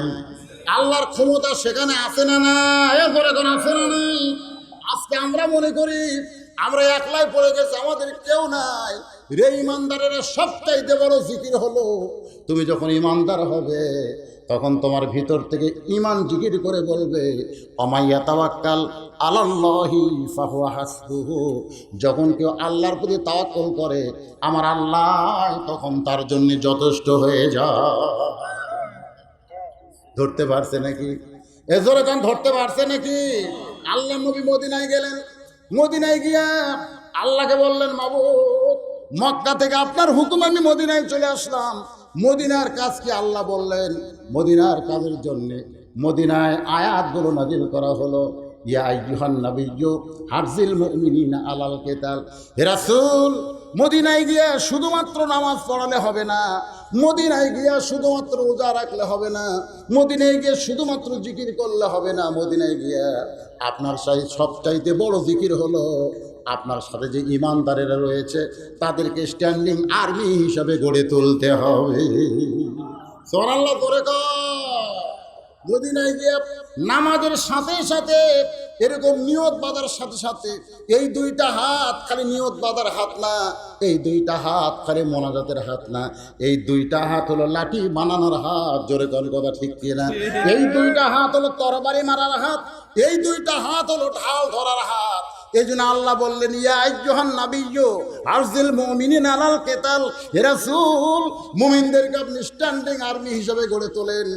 যেই মক্কা থেকে রাতের অন্ধকারে আপনি মদিনায় হিজরত করলেন, এই মদিনা শুধু মদিনা থাকবে না, এই মদিনাকে একটা ইবাদতের নগর না বানায়া একটা কোরআনের নগর বানাতে হবে।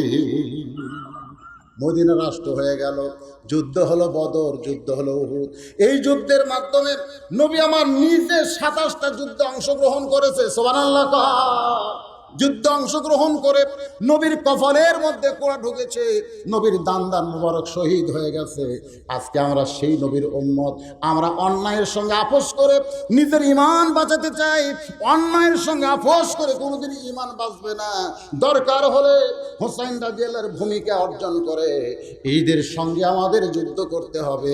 এই যুদ্ধে যদি শহীদ হই আমাদের কোনো মৃত্যু হবে না। আল্লাহ বলেছেন, ওয়ালা তাকুলু লিমান ইউকতালু ফি সাবিলিল্লাহি আমওয়াতুন বাল আহইয়া ওয়ালাকিন লা তাশউরুন। সবচাইতে বড় জিকির হলো আল্লাহ রাস্তায় যারা জীবন দিবে তাদেরকে তোমরা মৃত্যু বলো না, আমি আল্লাহ বলতেছি তারা জীবিত।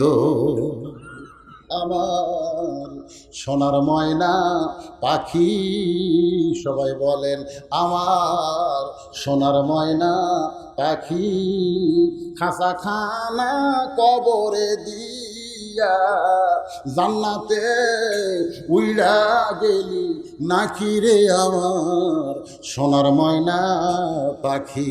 যারা মুসলমান হবে তাদের দেহ নামক খাঁচা কবরে যাবে, কিন্তু ভিতরের পাখির কোনো কবর হবে না। আল্লাহর বান্দারা, আমাদের পাখি ইল্লিন নামক জান্নাতের বাগানে স্বাধীনতা পেয়ে যাবে। আমাদের সেই মদিনার ইসলামকে গ্রহণ করার দরকার আছে না নাই? দরকার আছে না নাই? আজকে বর্তমান মুসলমানদেরকে মদিনার ইসলামকে গ্রহণ করতে হবে, নামাজ পড়তে হবে।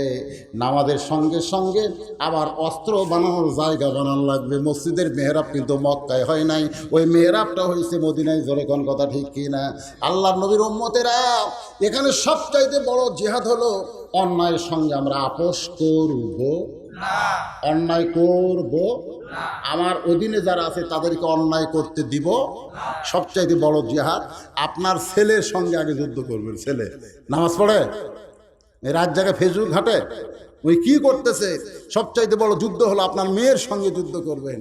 আপনি বাবা হোসেন আর আপনার মেয়ে গোটা পাড়া বেপরদা হয়ে ঘুরতেছে। আল্লাহ রাসূল বলেছেন, আর দায়ুসুল আয়াদখুলুল জান্নাহ, দায়ুস কোনোদিন জান্নাতে যাবে না। সাহাবীরা বললেন, দায়ুস কোন নারী? রাসূল বললেন, নারী না, দায়ুস হলো ওই সকল পুরুষ যাদের অধীনে নারীরা পর্দা করে না। তাহলে আমার অধীনে নারীরা যারা বেপর্দা, তাদের সঙ্গে আমার যুদ্ধ করার দরকার আছে না? কথা করা আছে না নাই? আমার জন্ম দেওয়া সন্তান নামাজ পড়ে না, রাসূল বলেছেন 7 বছর থেকে নামাজের তালিম দাও, 7 বছর থেকে নামাজ মসজিদে নিয়ে যাও, তালিম দাও। এরপরে 10 বছর থেকে জোর করে মানে কি যুদ্ধ করে তাকে নামাজ ধরাও। একথা কার? তাহলে আমার পরিবার যদি সুন্দর হয়, ইসলামের হয়, আল্লাহর হয়ে যায়, আমি সেখান থেকে অন্যায়ের বিরুদ্ধে যুদ্ধ করার একটা ইমানি শক্তি পাবো। জোরে কর কথা ঠিক কিনা? কিন্তু আমার নিজেদের মধ্যেই তো যুদ্ধ নাই, যার কারণে আমরা খালি চিন্তা করি কোন দিকে গেলে বাঁচি, কোন দিকে গেলে বাঁচি। বাঁচা লাগবে তো, বাঁচি রে বাঁচি, আগে বাঁচি। জীবন বাঁচান খরচ। কতগুলো বেঈমান কয় জীবন বাঁচান খরচ। আপনারা বলেন তো, জীবন বাঁচান খরচ না ইমান বাঁচান খরচ? আজকের এই আলোচনা শুরু থেকে শেষ পর্যন্ত আমি ইমান বাঁচান ফরজ হিসাবে ইশারা ইঙ্গিতে আলোচনা করেছি। আপনারা কি বুঝতে পারছেন? আল্লাহ আমাদের বুঝ মোতাবেক আমল করার তৌফিক দান করুক। সকলে বলে আল্লাহুম্মা আমিন। সবাই বসেন। করোনা মহামারী, এটা আল্লাহর গজব থেকে যদি আমরা মুক্তি চাই, দোয়ার দরকার আছে না নাই? জোরে কোন আছে না নাই? আমাদের সামনে বিপদ আপদ মুসিবত আসতে